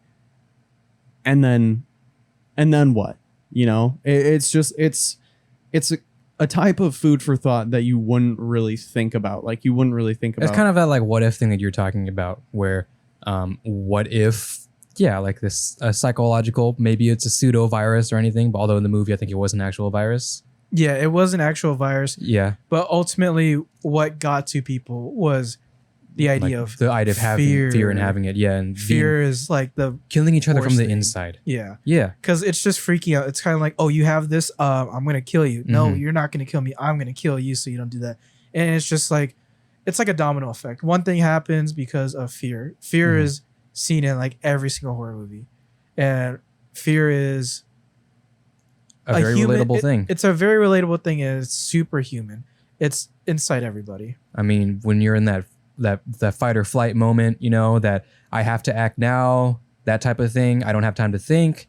It's very, you know, human nature is all about second guessing. But whenever you're not allowed that option and things are happening at real time, sometimes you don't think, you're not able to think rationally at the moment, you know? And when other people, I mean, we're human, what humans are people that learn from our surroundings and adjust from our surroundings. So when our surroundings are going crazy, you're going to go crazy too, right? And I guess, you know, that would be that, like I said, a what if, like, what if that happened? What if this virus that currently is existing in the world right now, what if something like that happens? And then it's like, one person goes crazy. I hope not, but you know, I guess that's what horror movies do. It's like, what if this happened? Obviously it's not going to happen, but but what if it would happen? And then it kind of is like, what will we do? And let's make sure not to accidentally recreate this. Let's hopefully at least if I were to sit here and contract cabbage, that's what we've been calling it here. Okay. And then suddenly, instead of being sick out of my mind, I go crazy. And then from here in this house to the outside world, it gets out in public. And then someone who maybe not have the strong mental capacity or the mental strength might think that they have it as well because they've been coughing or something or sneezing. Maybe we've been in COVID for about almost 2 years now, like you said, or even over 2 years. Now we're kind of in that fear factor of like, okay, you know, what if we all have it, you know, like, and then you start to get paranoid, and then you start to act up, and now you start to think you have it, and then, you know, a not so mentally strong person may start to lose it, you know. Mm-hmm. And I'm not even saying people with like a mental disorder or mental conditions, I guess, mental illnesses, mental conditions, that kind of stuff. Yeah, that kind of stuff. I'm not even saying to that level. Maybe just a normal person who's just scared. Yeah. So that type of thing I can understand. The problem is I'm just a huge pussy, so I can't watch that. Okay. But I understand why that can be a interesting thing to watch. I totally understand. I'm not saying that I'm shitting on horror movies. Like, come on, what's wrong with you guys? Why don't you watch like cute, funny stuff? No, I'm not saying that. I understand. I totally understand. So I would say the most interesting and yet the most chilling movies are the ones that are either loosely or very heavily based on things that happen in real life. Yep. Because like the example that I was using before, the Texas Chainsaw Massacre is based off of a person or a family. You know, they were cannibals. it's like, what the fuck, that actually happened, you know? And there are a lot of different movies that are based on real people where, you know, you start to really see like, holy shit, people have actually done that. And especially the ones that are really, really, really strongly based on real life. Like, those are the ones that are the most terrifying, because it's not that what if, it's like, that actually happened. Like, how on earth can one person do these types of things, or how can these people do these types of things?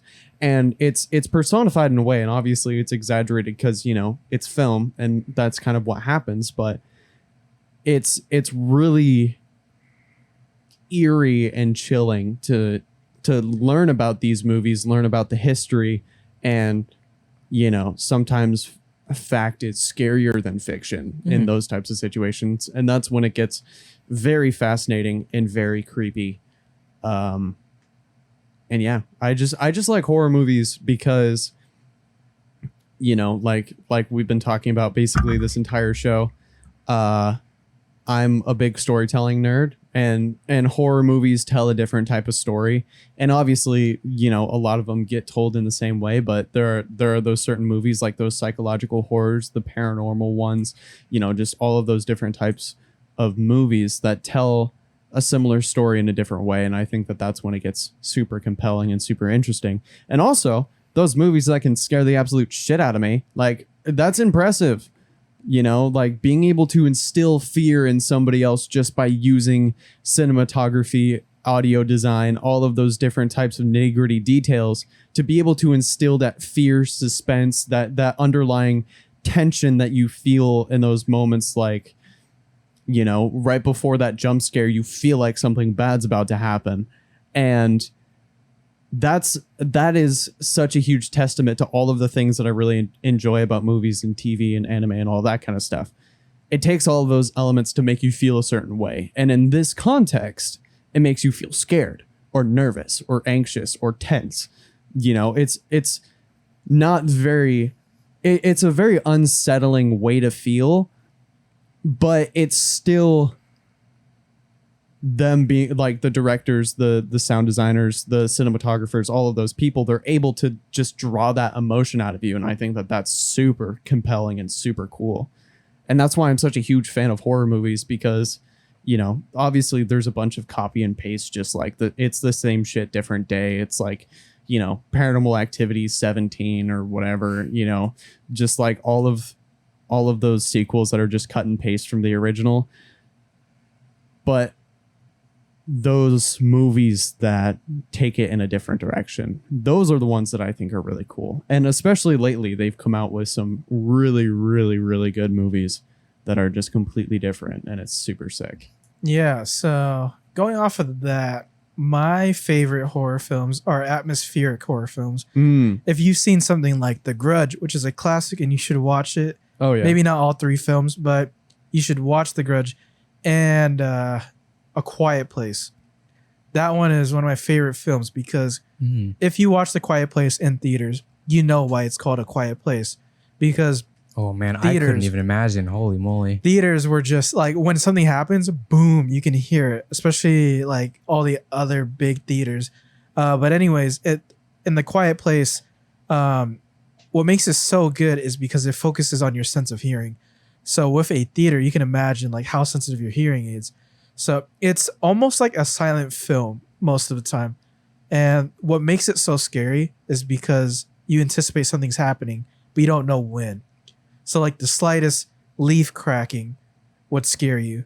And then once the monster comes out, it just silently comes out. It's basically like you're in that moment. And in that movie, there's a deaf girl in there. And then you get scenes of what it would be like to be like deaf in that scenario. And it's scary because it gives you an atmospheric feeling of like, oh shoot, I'm in this scene. That's like the best film. And like in The Grudge, what makes that one so good, and it's one of my favorite scariest sounds ever, is footsteps walking across wood.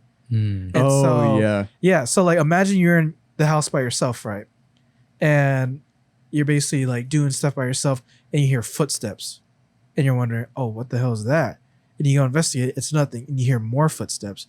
Well, The Grudge has scenes like that in the movie, and it's intense because you know something's there, you just don't know what is there, and it's all like The Grudge makes this really, really nasty sound where it's like croaking, and you find out why she makes the croaking, but it's so atmospheric. Is that you're in that scene, you're hearing everything that's happening.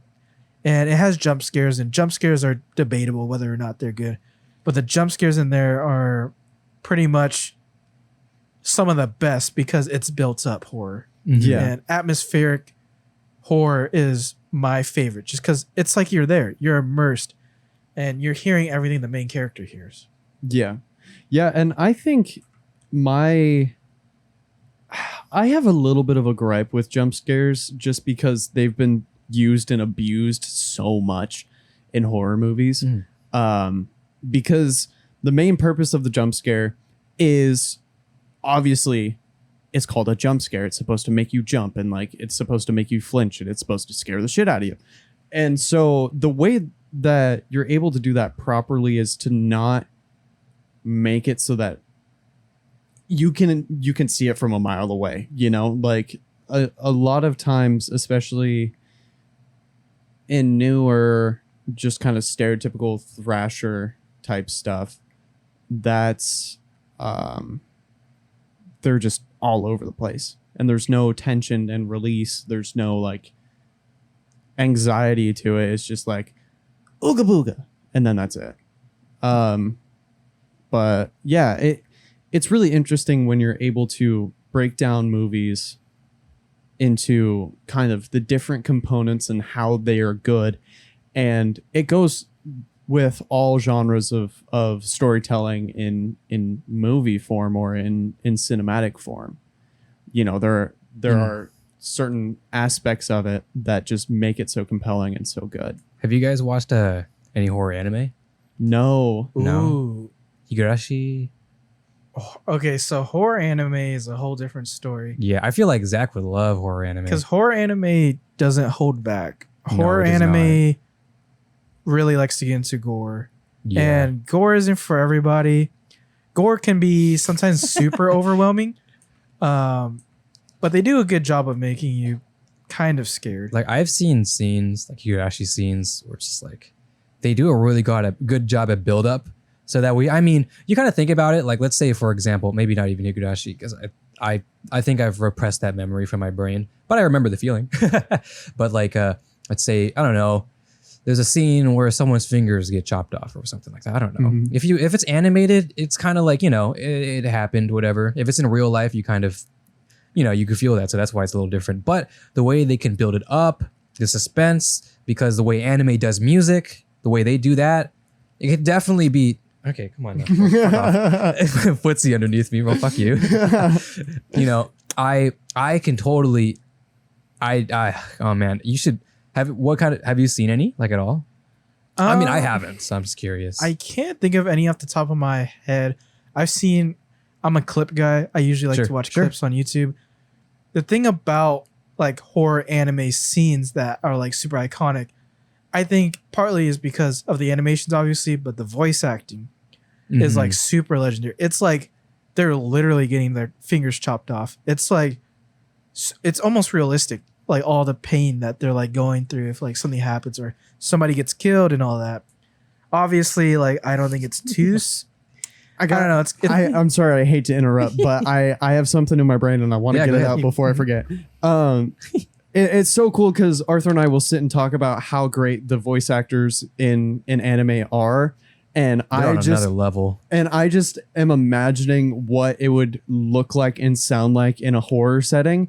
And that just makes me super hyped. And now I want to You should watch a Higurashi clip when you get home or something. Not here though. Not near me. Or you can do. I'll go pee and then you guys can watch it together. I don't know. And voice acting isn't an easy thing. No, right. It's super hard because voice actors, they've been training for a long time. They go to school and they like. They're a different person when they voice act. Dude, Japanese seiyuu are just. It's very. They're hardcore. There's some seiyuu where it's like, oh, it's this guy. He voiced this guy. Yeah. I do that with a lot of like animes I watch. I go, Oh, dude. that's like so-and-so. that's Jotaro. Yeah. It's like yada yada. but like sometimes it's like night and day. Like for those who have watched My Hero and Assassination Classroom, Bakugo is a very exuberant like guy that's always yelling and everything.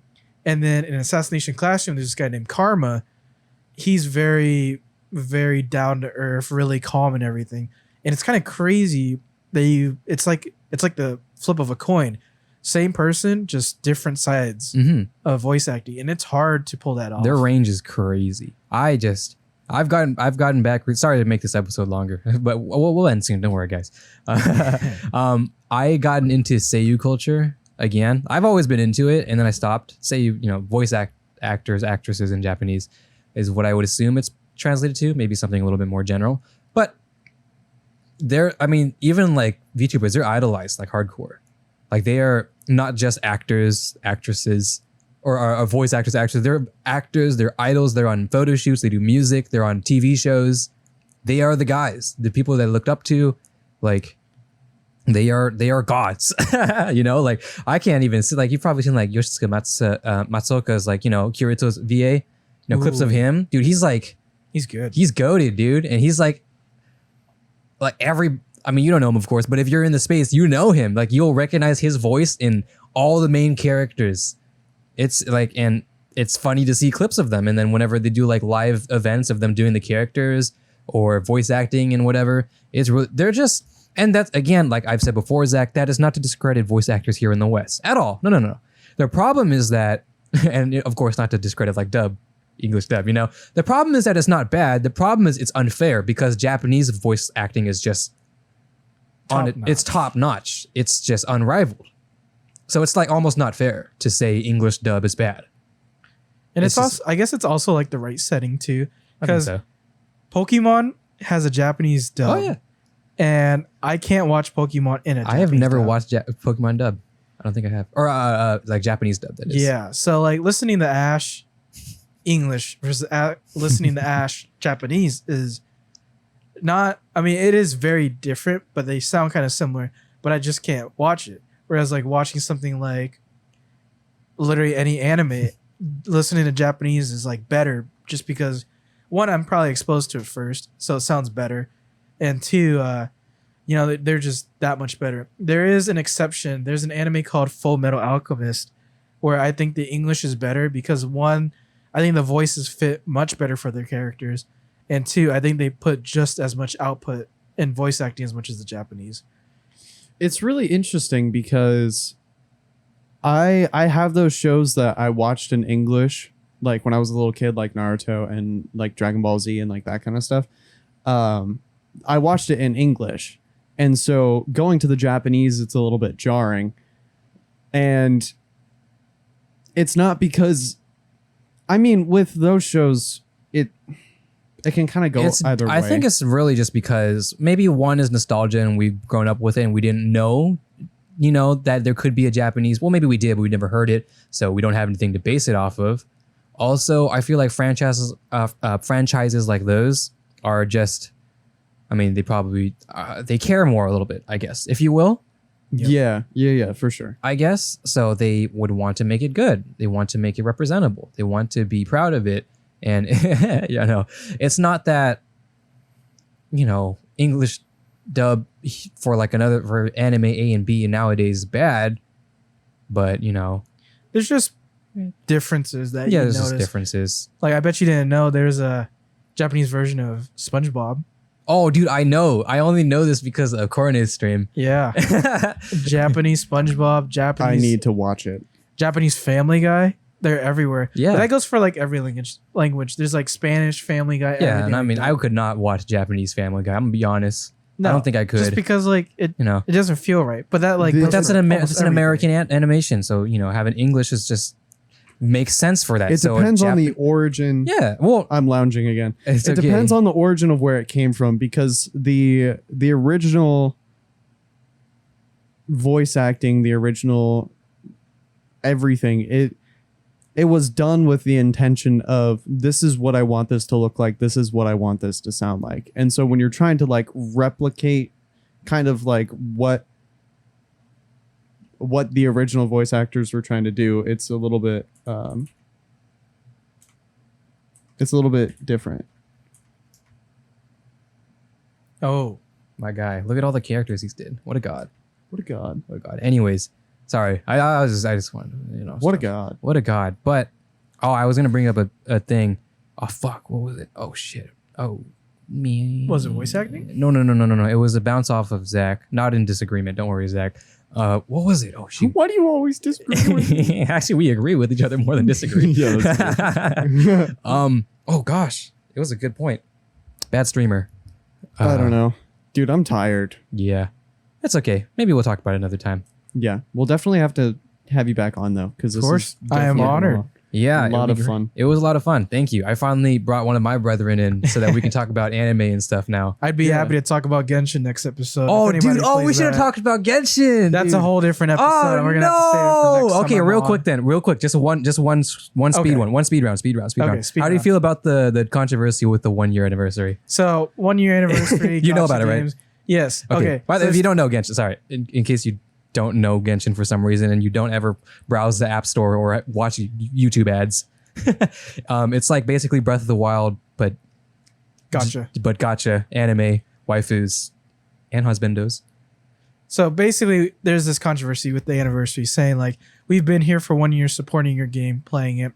You owe us something. What people were saying was that you get 90 wishes and a 5-star character. 5-star character being those that are like typically quote unquote the strongest characters. Yeah, the best characters. There's like 3-star, 4-star, 5-star scaling Yeah. upwards. So 5 stars would be And the best type. of 90 character. wishes, which basically mean like you have 90 chances to get a character on a banner. So basically, one character will show up on a banner, and you're gonna roll for them or a weapon, whatever.